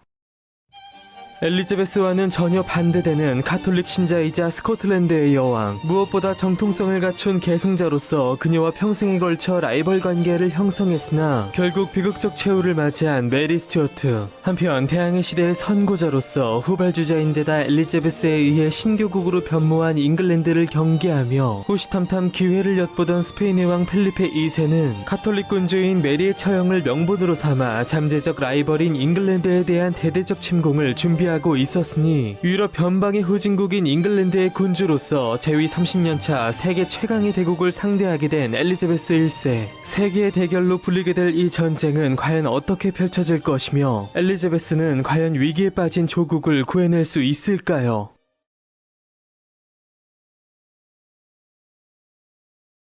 평화적인 교육과 항로의 개척을 추진한 잉글랜드였으나 노예무역과 약탈 행위 역시 심심찮게 저질렀으니 그중 대표적인 인물인 존 허킨스는 서아프리카 해안과 스페인을 오가며 흑인 노예무역을 통해 큰 돈을 벌었는데요. 그러나 그는 1567년 3차 항해 당시 스페인 선단의 공격을 받으며 큰 피해를 입었고 자국민의 피해에 대해 분노한 잉글랜드인들은 스페인 선박과 식민지에 대한 보복성 약탈에 나서게 됩니다. 한편 이들 중 대서양을 누비며 가장 두드러진 활약을 보인 한 해적은 카리브 일대의 스페인 식민지들을 수시로 노략질했고 그들로부터 빼앗은 많은 물품을 잉글랜드로 실어와 자국의 부를 증진시키면서 전국적 명성을 떨치게 되었으니 파란만장한 삶을 살며 수많은 이야기를 남기게 되는 이 인물의 이름은 바로 프랜시스 드레이크였습니다. 1546년 잉글랜드 남부의 평범한 농가에서 태어난 드레이크는 일찍이 친척인 존 호킨스의 밑에서 노예무역에 종사했고 스페인으로부터 앞서 언급한 큰 피해를 입은 뒤로 전 생애에 걸쳐 그들에 대한 큰 복수심을 품게 되는데요. 그는 또한 마젤란과 엘카노에 이어 세계에서 두 번째로 세계 일주를 완수한 모험가이기도 했으니 1578년 그가 발견한 남미와 남극대륙 사이에 위치한 드레이크 해협은 세계에서 가장 거대한 해협으로서 현재까지도 파나마 운하를 통과할 수 없는 대형 선박들의 주요 항로로서 사용되고 있습니다. 한편 드레이크의 해적질로 큰 피해를 입은 스페인은 잉글랜드에 자국의 상선을 약탈한 그에 대한 처벌을 요구했으나 엘리자베스는 이를 방관했고 오히려 뒤에서 잉글랜드 해군까지 지원해주면서 드레이크의 해적질을 부추겼는데요. 여왕의 입장에서 강대국 스페인과의 정면 대결은 부담스러우면서도 약탈을 통한 적당한 견제는 거부할 수 없는 유혹이었고 드레이크가 그러한 노략질로 얻어내어 왕실에 바친 재화가 무려 30만 파운드 규모에 육박했으니 이것은 당시 잉글랜드 왕실의 1년 국고 수입보다 많은 액수였습니다. 그렇게 어느덧 정부의 입장에서 부끄럽지만 유용한 해적에서 막대한 부를 생산하는 보물과 같은 존재로 발전한 드레이크에게 엘리자베스는 보답으로서 기사자기와 훈장을 수여했으니 이제 그는 기존에 뛰어난 능력에 자존감과 국가에 대한 충성심까지 갖추게 되는데요. 한편 그렇지 않아도 잉글랜드가 신교국으로 돌아간 것과 더불어 북아메리카 내 그들의 식민 활동에 대해 거슬려 하고 있던 스페인은 한술 더 떠 잉글랜드 정부가 주도하는 이러한 해적질에 분노했고 이것은 두 나라의 세기의 대결에 기폭제로 작용하게 되는데요. 한편 이러한 배경 이외에도 스페인이 잉글랜드와 전쟁을 결심한 가장 결정적 이유는 사실 따로 있었으니 그것은 바로 1568년부터 시작된 80년 전쟁, 즉 네덜란드 독립전쟁이었습니다. 카톨릭국인 스페인으로부터 오랜 지배하에 있던 네덜란드는 루터의 종교개혁 이래 개신교가 빠르게 확산되어 있었고 카톨릭의 수호자를 자처한 스페인의 왕 펠리페 2세의 개신교 탄압과 과중한 세금 등 강압 정책에 대한 불만으로 빌런판 오라니의 지휘하 결국 전체 17개 주가 저항하면서 독립전쟁이 시작되는데요. 그러나 이후 이들 세력은 1578년 젠블루 전투에서 스페인에게 패하면서 크게 약화되었고 전체 17개 주 가운데 오늘날 벨기에가 되는 남부 10개 주가 독립전쟁의 대열에서 이탈하면서 분열되었으며 칼뱅파 개신교가 주를 이룬 나머지 북부 7개 주 역시 분쇄될 위기에 처하게 되는데요.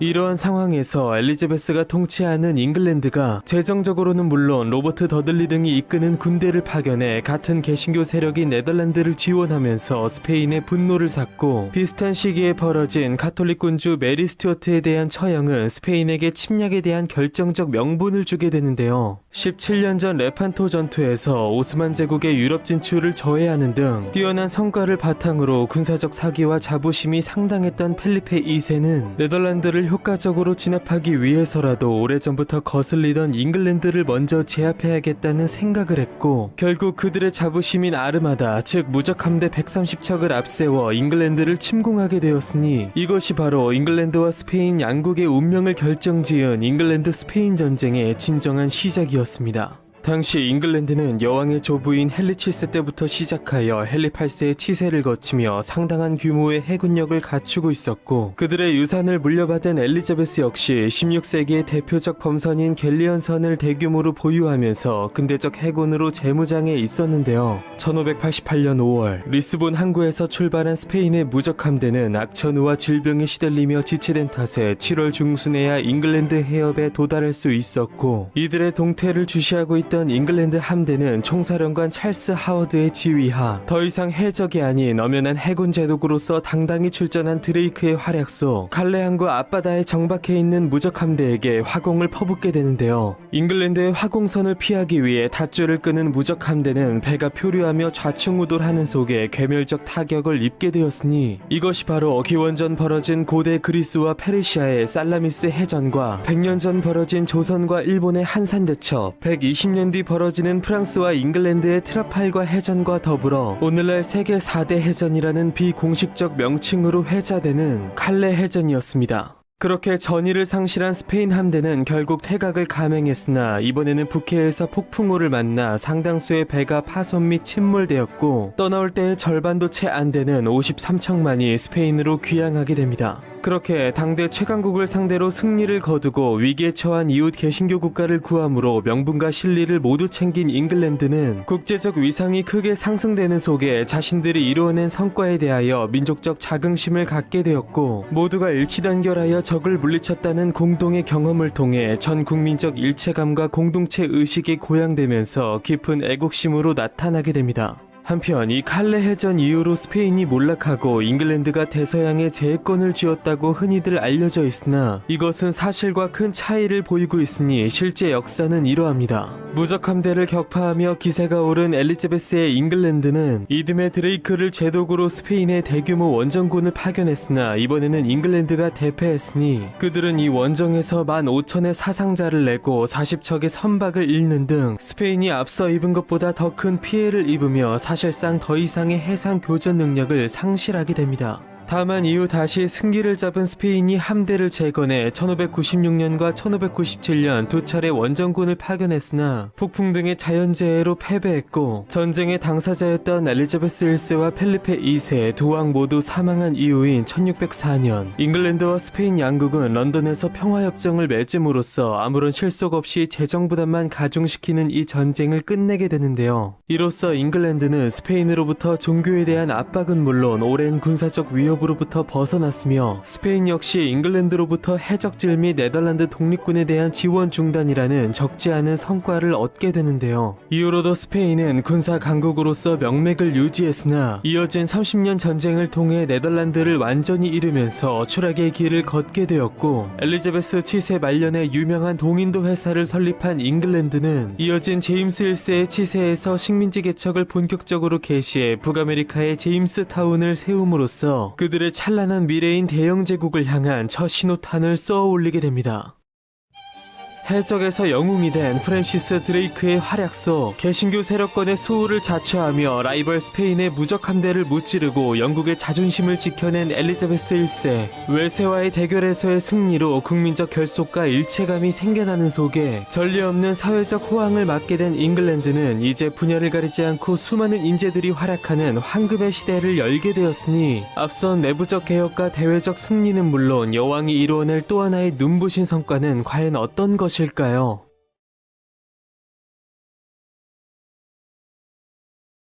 엘리자베스 1세의 치세는 그녀의 탁월한 리더십과 포용력 아래 혼란스러운 이전 시기와는 확연히 다른 국가적 융성기였고 여왕이 이토록 위대한 업적을 이룬 배경에는 그녀를 뒷받침한 수많은 인재들이 있었기에 그들을 등용하고 총애하며 마음껏 활약할 수 있게 뒷받침한 것 또한 여왕의 탁월한 능력이라고 할 수 있었는데요. 먼저 여왕의 치세 전반을 상징하는 명제상 벌리남작 윌리엄 세실은 80 가까이 기나긴 삶을 사는 속에 그중 무려 40년을 여왕을 보좌하는 데 바쳤으며 여왕의 대표적 업적인 국교의 체계 확립과 대스페인 정책 등 사실상 모든 부분에서 영향력을 행사했는데요. 한편 윌리엄 세실의 아들 솔즈베리 백작 로버트 세실 역시 여왕의 치세는 물론 그 다음인 제임스 1세의 치세에서도 왕의 절대적 신임을 받는 뛰어난 정치인으로서 활약했고 이후 300여 년 뒤 그의 직계 후손 역시 무려 3번에 걸쳐 영국의 총리를 지내며 또 다른 여왕을 보좌하게 되니 그가 바로 글래드스턴 디즈레일리와 더불어 빅토리아 시대의 황금기를 상징하는 솔즈베리 후작 로버트 게스코인 세실이었습니다.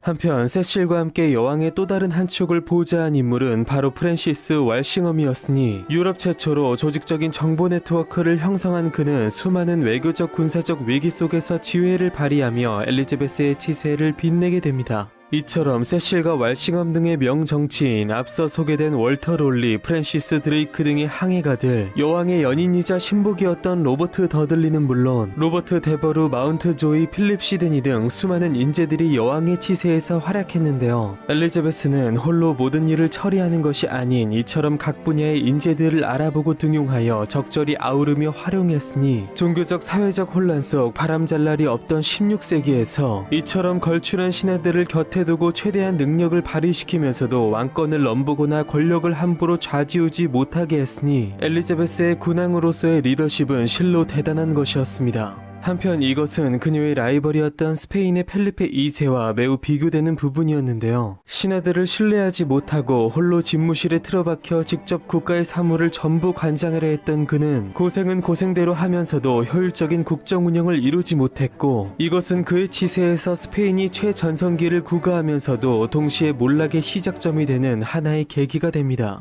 같은 시기 프랑스의 경우도 위그노 전쟁이라는 종교 내전 상태에 있었고, 앙리 4세에 의한 통합이 이루어지기 전까지 군주는 전혀 힘을 못 쓰는 등 사회는 혼란을 면치 못했으니 이웃나라 엘리자베스의 통치력의 결과가 더욱 빛날 수밖에 없었습니다. 한편 이처럼 여왕의 탁월한 리더십 아래 국가가 발전하는 속에 잉글랜드는 엘리자베스 시대라고 불릴 정도로 문화적으로 황금기를 맞이하게 되는데요. 근대 경험론의 창시자인 위대한 철학자 프랜시스 베이컨이 정치인으로서 이 시대를 살아간 것은 물론 벤 존슨, 에드먼드 스펜서, 크리스토프 말로이 등 수많은 문학가들이 활약하기도 했는데요. 특히 그 중에서도 유달리 눈에 띄는 한 문학가는 대중적으로 가장 큰 반향을 불러일으킨 것은 물론 수많은 명작들을 배출한 공로로 여왕의 사랑을 듬뿍 받으며 국가의 보물로서 여겨지게 되었으니 그는 바로 영문학 사상 가장 위대한 작가이자 세계 문학사상 최고의 극작가로 여겨지는 윌리엄 셰익스피어였습니다. 사실 셰익스피어에게는 동시대 철학자 프랜시스 베이컨과 더불어 엘리자베스가 비밀리에 낳은 사생아일 것이라는 의혹이 있으나 이것은 어디까지나 흥미로운 가설에 불과하며 지방의 한 중산층 가정에서 태어난 그는 고등교육을 받지는 않았으나 일찍이 문학에 대한 깊은 관심을 보였다고 전해지는데요. 1580년대 일자리를 찾아 런던에 도착하여 인클로저일의 농촌으로부터 많은 인구가 유입되면서 급격히 변해가는 활기 넘치는 도시의 모습에 매료된 그는 배우이자 극작가로서 본격적인 작품 활동을 시작했고 1594년 당시 런던 연극계 양대 산맥 가운데 하나인 시종장관 극단의 전속 극작가로 임명되는데요. 이후 극작가로서 약 24년간 왕성히 활동한 그는 헨리 6세, 리처드 3세, 그리고 여왕의 부친의 이야기를 다룬 헨리 8세 등의 역사극을 비롯해서 흔히 4대 비극과 4대 희극으로 일컬어지는 희비극을 포함 무려 40여 편에 달하는 작품을 발표하게 되는데요. 한편 당시 영국의 여왕인 엘리자베스 역시 직접 극단을 조직했을 정도로 대단한 연극 애호가였던 만큼 당대 최고의 극작가로 떠오른 셰익스피어를 매우 총애했고, 여왕의 요청으로 셰익스피어는 윈저의 즐거운 아낙네들이라는 작품을 쓰기도 했는데요. 이에 매우 기뻐한 엘리자베스는 심지어 그를 향해 나라는 내줘도 셰익스피어는 내줄 수 없다는 말까지 남겼으니 셰익스피어에 대한 애정이 듬뿍 담긴 여왕의 이 말은 훗날 비평가 토마스 칼라일에 의해 셰익스피어는 인도와도 바꾸지 않겠다는 말로 발전하게 됩니다. 한편 여왕보다 30살가량 어린 셰익스피어는 그의 활동기 중간쯤 여왕의 죽음으로 든든한 후원자를 잃는 아픔을 겪었으나 후임왕인 제임스 1세는 오히려 여왕보다 그를 더욱더 적극적으로 후원해 주었고 셰익스피어는 그의 치세에서 더 많은 혜택을 보게 되는데요. 그러나 그의 작품의 성향의 변화를 보면 여왕이 세상을 떠나는 1600년대 초를 전후로 확연히 달라지게 되니 영광의 시대인 여왕의 치세 아래 쓰여진 그의 작품들이 주로 말괄량이 길들이기, 한여름 밤의 꿈, 베니스의 상인 등 주로 행복 가득한 희극인 반면 이후 새로운 왕조의 출범과 함께 다소 혼란스러웠던 제임스 1세의 시대에서는 햄릿, 맥베스, 리어왕 오셀로 등 인간 본성에 대한 불신과 세상에 대한 부정이 담긴 비극이 주를 이루게 됩니다. 무엇보다 엘리자베스의 치세에서 셰익스피어라는 이처럼 위대한 극작가가 탄생하고 문화적 융성기를 맞이할 수 있었던 데에는 상업과 무역의 발달로 인한 경제 호황, 외세의 침입을 이겨내는 과정에서 고취된 애국심, 자국민으로서의 자부심이 충만한 속에 전통적으로 지켜온 중세 사상의 토대 위에 대륙으로부터 서서히 유입된 르네상스 사상의 융합은 이전에 없던 전혀 새로운 예술 세계를 탄생시킨 것이었으니 호메로스가 재림한 이 시대의 런던은 고대 그리스의 황금 시대의 부활이라고 할 수 있었습니다.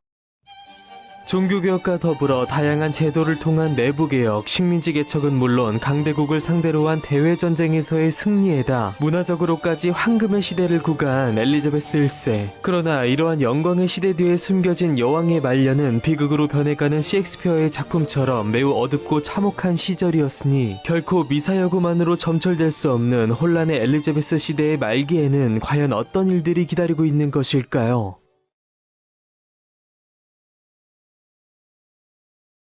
헨리 8세가 이룬 대외 정복의 토대 위에 그의 딸 엘리자베스 역시 부친의 유지를 받들어 각 지역에서의 지배적 입지를 더욱 굳혀나갔으나 제2막판에 가서는 거대한 저항에 부딪히게 됩니다. 당시 아일랜드의 잉글랜드민들을 이주 및 정착시키면서 식민사업을 전 국토로 점차 확장시켜 나가고 있었으나 국토를 침략당하고 유린당한 아일랜드인들은 더욱 거세게 저항하게 되는데요. 무엇보다 이들은 잉글랜드에 저항하는 과정에서 더욱 열렬한 카톨릭 교도가 되었으니 공동의 적인 잉글랜드에 대항하여 그들을 지원해주는 스페인이 자칭 카톨릭의 수호자인데다 교황이 파견한 예수회의 선교활동 역시 아일랜드에서 큰 성공을 거두었기 때문이었습니다. 1580년 아일랜드 서남부의 먼스터 지역에서 스페인의 도움을 받은 봉기가 일어났으나 3년의 투쟁 끝에 진압당했고 이것은 10년 후의 대항쟁의 기폭제가 됩니다. 그렇게 1595년 이번에는 아일랜드 북부의 얼스터 지방에서 잉글랜드의 백작 자기까지 받은 휴 오닐의 지휘 아래 본격적인 독립전쟁이 일어났으니 오닐은 전 아일랜드민들에게 잉글랜드에 대항해 대동단결을 호소했고 그동안 조용하던 각 지역에서 그를 지지하며 일제히 일어나게 되는데요. 이 과정에서 10년 전 봉기가 일어났던 먼스터에서는 잉글랜드 이주민들이 쫓겨나는 일이 벌어졌고 스페인은 아일랜드를 지원하기 위해 두 차례 함대를 파견했으나 번번이 폭풍을 만나면서 큰 성과를 보지는 못하게 됩니다. 그렇게 큰 위기의식을 느낀 엘리자베스는 여러 전쟁에 참가한 검증된 군인이었던 에식스 백작 로버트 데버루를 사령관으로 하여 대규모 군대를 아일랜드 본토에 파견했으나 오닐의 끈질긴 항전에 부딪히면서 6개월간 모든 자원과 병력을 소진한 채 결국 치욕스러운 협정을 맺고 귀환하게 되는데요. 그러나 포기하지 않은 엘리자베스는 이듬해 찰스 브런트의 지휘 아래 2만의 군대를 파견했고 그는 대규모 전면전보다는 각계격파를 택하여 각 지역을 습격하여 마을을 황폐화시킴으로써 오닐의 세력을 점차적으로 약화시켜 나가게 됩니다. 이에 다시 한번 스페인의 지원군이 아일랜드 남부에 상륙했음에도 찰스 브런트에게 패퇴당했고 휴 오닐이 이끈 아일랜드의 10년 가까이의 치열한 독립투쟁은 결국 좌절되게 됩니다. 그렇게 엘리자베스는 수많은 희생 끝에 아일랜드에 대한 지배권을 지켜냈으나 이 전쟁으로 잉글랜드 역시 분명 큰 피해를 입었고 이것 외에도 그녀의 말년의 치세에는 여러가지 혼란이 있었는데요. 무엇보다 스페인과의 명운을 건 전쟁이 마무리되면서 외침의 공포가 사라지는 속에 전쟁 극복의 원동력이었던 애국심과 국민적 결속, 즉 사회적 긴장이 서서히 풀어지기 시작했고 이제 잉글랜드인들은 당면한 현실에 집중하게 됩니다. 사실 승리의 영광 뒤에도 대국을 상대로 한 장기간의 전쟁은 자국의 재정을 엄청나게 소모시켰고 이것에 대한 고통은 결국 백성들에게 고스란히 돌아오게 된 것인데요. 물론 여왕은 전쟁이라는 국가적 위기 속에서 방대한 왕실의 토지를 매각하여 전비를 조달하는 등 솔선수범의 태도를 보였으나 여전히 전체 전비의 절반은 국민의 세금으로 조달될 수밖에 없었으니 이러한 전쟁의 혼란 속에 무역과 산업이 침체된 데다 장기간 흉년까지 겹치면서 국민의 고통을 가중시키게 됩니다. 전쟁의 상대국이었던 스페인의 경우 남미, 유럽, 아프리카, 아시아 등 무려 4개 대륙에 걸쳐 방대한 경제적 기반을 두고 있었기에 큰 손실을 입고도 얼마 지나지 않아 전력을 회복할 수 있었지만 아직 소국이었던 잉글랜드는 이러한 기반이 부족했기에 피해를 쉽게 복구하지 못한 채 오랜 기간 고통을 감내해야만 했는데요. 이러한 내부적 위기 속에서 엘리자베스는 검소한 태도를 유지한 채 여러 차례 순행을 다니며 민심을 진정시키려 노력했으나 지속적인 실업 및 물가 폭등은 좀처럼 꺾이지 않았으니 아직 전쟁 중에 있던 1590년대 중반에는 여러 차례 식량 폭동이 일어나기도 했습니다. 한편 이러한 때 엎친 데 덮친 격으로 여왕은 정치 쪽에서도 불협화음을 내기 시작했는데 전비 조달을 위해서 수차례 의회를 소집했지만 이들과 마찰을 일으키며 원하는 결과를 얻어내지 못한 것인데요. 권력은 곧 돈으로부터 나온다는 나름의 현실적 신조를 가지고 있던 여왕은 손쉽고 빠른 수입을 올리는 데 있어 수단과 방법을 가리지 않았으니 그 대표적인 예로 정부가 독점을 허용하는 특허장을 남발한 것이었습니다.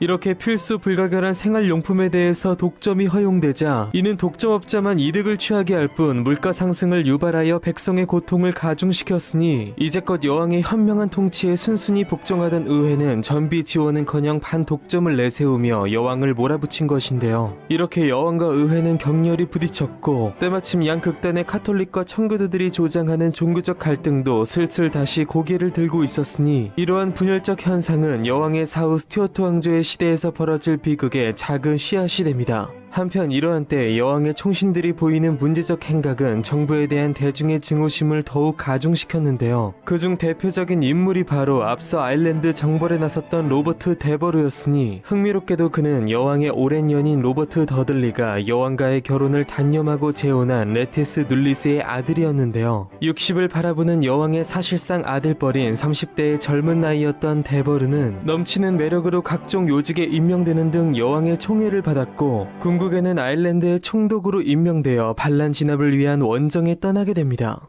그러나 데버르는 1년도 채 안 되는 기간 동안 대군을 갖고도 아일랜드에게 일방적으로 패하는 속에 그들과 불리한 조약을 체결한 것은 물론 총독의 위치를 이탈하여 무단으로 복귀했으니 그의 이러한 무능하고 무책임한 행동에 분노한 여왕은 반란 진압 실패에 대한 책임을 물어 그의 관직을 박탈하게 됩니다. 그러나 자신을 총애하던 군주로부터 버림받고 앙심을 품게 된 데버르는 여왕이 자신을 버린 이유를 주변 간신들의 농간이라 생각하여 그들을 제거할 목적으로 그의 추종자들과 함께 런던에서 봉기를 기획하게 되는데요. 그러나 이 봉기는 사전에 발각되며 실패했고 데버르는 결국 반역죄로 처형되었으니 말년에 자신에게 즐거움을 주던 매력적인 남자를 스스로 처단한 늙은 여왕은 깊은 상실감 속에 정신적 육체적으로 더욱 악화되었고 결국 긴 삶의 끝자락에 서게 됩니다.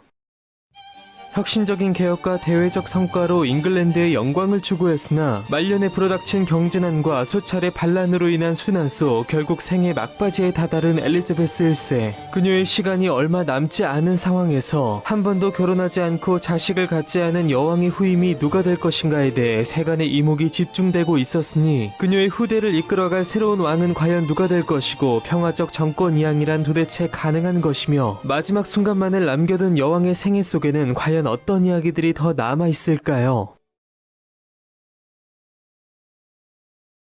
총애했던 데버루의 반란 사건을 겪으면서 큰 충격을 받은 여왕은 기존 노환의 우울증까지 겹치면서 급속도로 기력을 잃어갔는데요. 그렇게 자신의 임종이 다가오고 있음을 느끼고 마지막으로 의회 연단에 선 그녀는 지난날에 대한 회고와 군주로서의 책임감, 백성들에 대한 무한한 사랑을 담은 마지막 연설을 한 뒤 이에 감동받은 의원들의 열화와 같은 박수 속에 퇴장했으니 여왕의 이 마지막 의회 연설은 이후 황금의 연설이라 불리게 됩니다. 이후 여왕은 상당히 지친 나머지 무리한 치료와 약 복용을 멀리하면서 떠나갈 준비를 했고 굵은 빗방울이 쏟아지던 1603년 3월 24일 부친 헨리 8세보다도 8년이나 더 긴 45년의 긴 치세를 마친 여왕은 향년 70세의 나이로 숨을 거두게 됩니다. 여성인데다 사생아 논란이라는 치명적 장애를 딛고 무려 반세기에 달하는 45년이라는 긴 시간 동안 잉글랜드를 통치한 엘리자베스 1세는 국교의 정체성을 확립하며 종교적 국민적 통합을 이룬 것은 물론 최강대국 스페인의 무적함대 격파, 동인도 회사 창설과 식민지 개척, 각종 중상주의 정책을 통해 잉글랜드의 산업을 부흥시키며 그전까지 한낱 유럽의 변방으로 취급되어 온 잉글랜드를 열강의 한 축으로 나아가 이후 세계 최강의 대영 제국으로 성장하는 데 있어 발판을 마련한 인물로 평가받고 있는데요. 그녀의 치세 동안 잉글랜드는 모든 분야에서 발전했고 셰익스피어의 활약 등 문화적으로도 활짝 꽃을 피웠으니 후대의 영국인들에게 이 시기는 황금의 시대로 기억될 만큼 칭송받았고 엘리자베스가 영국 역사상 가장 위대한 지도자라 평가되게끔 만들었는데요. 무엇보다 이전 세대가 물려준 유산을 이어받아 내부적 종교 갈등은 물론 메리 스튜어트 등을 위시한 수많은 반역 음모가 있었음에도 불구 탁월한 리더십과 현명한 처신으로 이러한 어려움을 잘 봉합하고 대내외적 성과를 만들어냄으로써 국가가 나아갈 뚜렷한 방향을 제시했다는 점에서 높은 평가를 받고 있습니다. 한편 엘리자베스 1세는 그녀의 부친 헨리 8세 못지않게 종교개혁과 대외전쟁 등 굵직한 사건들 이면에 여러가지 흥미로운 이야기거리를 남기기도 했는데요. 부친 헨리 8세로부터 진한 사랑을 받지는 못했으나 외모는 물론 불같은 강인한 성격을 물려받은 엘리자베스는 당시 여성의 키로서는 상당한 170cm의 체격을 겸비했으며 승마와 사냥 등 강도 높은 운동을 즐겼고 회의 중 자주 격노하여 걸출한 신하들을 벌벌 떨게 하기도 했는데요. 무엇보다 통치기 전반에 걸쳐 여성에 대한 세간의 편견을 누르고 뛰어난 정치력에 의한 눈부신 성과를 통해 모든 것을 증명했고 선왕 에드워드 6세와 메리 1세 이상으로 국내 순행을 즐기며 백성을 만나 격려하고 어려움을 들으며 소통했기에 신하들로부터 오직 두려움의 대상이 된 헨리 8세와 달리 두려움과 더불어 존경의 대상이 된 것은 물론 남성왕 이상이라는 평가까지 받게 됩니다. 무엇보다 학구열이 뛰어났던 여왕은 자신보다 책을 더 많이 읽은 학자가 없을 것이라 자랑했을 정도로 궁정 방마다 책을 가득 채워놓아 평생 독서에 매진했고 키케로와 플루타르크 영웅전 등 라틴어와 그리스어로 된 원전을 번역하는 일을 취미이자 소일거리로 삼았는데요. 그처럼 일찍이 왕이 될 준비를 착실히 해온 것인지 재위 초기부터 각종 국내외 현안을 통달했던 엘리자베스는 그녀를 여성이라 얕잡아 보았던 고위 관료들을 감탄시키기도 했습니다. 한편 그녀의 부친 헨리 8세가 탁월한 정통성과 여성 편력이라는 면에서 조선의 숙종과 닮았고 그녀의 모친 엠블린이 왕의 총애를 받아 전 왕비를 몰아내고 왕비가 된 장희빈과 닮았듯 엘리자베스의 경우 장희빈의 소생은 아니나 숙종의 배다른 아들 영조와 매우 비슷한 면모를 보이고 있으니 그것은 바로 부친의 사후 배다른 형제가 왕위에 오르자 그를 견제한 신하들의 음모로 영모에 연루되어 누명을 썼으나 결국 용서받고 선왕의 요절로 일찍 왕위를 물려받은 점, 부친을 닮아 불같은 성격을 가졌으나 소탈했고 긴 재위 기간을 영위하며 강력한 왕권을 누렸다는 점인데요. 한편 그녀의 사망 이전 늙은 여왕이 오늘 내일 하는 상황에서 잉글랜드 정계의 가장 큰 화두이자 관심은 바로 여왕의 후사였고 직계 후손이 없는 여왕에게 신하들은 전국의 안정을 위하여 하루빨리 후계자를 정할 것을 촉구했는데요. 그러나 자신의 후계에 대해 굉장히 민감했던 여왕은 누군가 이에 대해 진언을 올리기라도 하면 몹시 화를 냈으니 그 이유는 후계가 정해지는 순간 자신의 지위가 위협받을 것이라고 생각했기 때문이었습니다. 자신이 여성이라는 것, 정통성에 흠결이 있다는 것, 무엇보다 잉글랜드 내 종교 갈등이 아직 가시지 않았고 민심은 물론 의회와의 관계 역시 좋지 않았기에 자신이 후계자를 지목할 경우 그를 옹립하기 위한 반란 혹은 퇴위 압박을 받을 것을 걱정한 것인데요. 그렇게 버티고 버텨 임종을 앞둔 상황에서 신하들이 마지막으로 여왕에게 후계에 대해 물었을 때 그녀는 스코틀랜드에 있는 친척밖에 더 있겠느냐고 일갈했으니 실제로 튜더가의 남은 후손이 오직 한 사람밖에 없었기에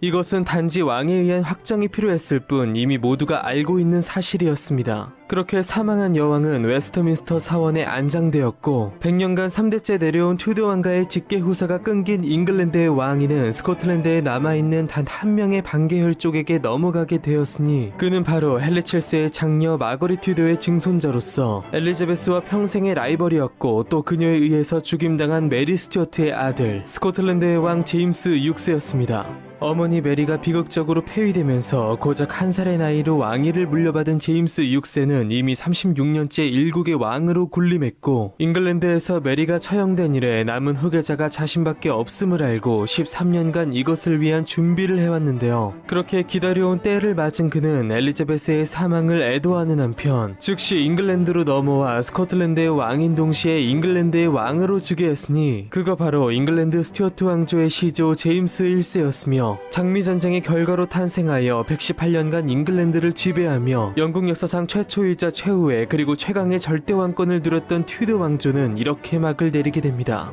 무엇보다 스코틀랜드의 왕이 동시에 잉글랜드의 왕으로 즉위하면서 동일인을 왕으로 모시는 브리튼 섬 최초의 동군연합이 탄생한 것은 물론 스코틀랜드와 잉글랜드 거기에 기존 잉글랜드가 정복한 웨일즈와 아일랜드까지 얻으며 현대 영국 본토의 크기보다 훨씬 방대한 영토를 다스리게 되었으니 이것은 오늘날의 영국 즉 그레이트 브리튼 및 북아일랜드 연합왕국의 초석이 됩니다.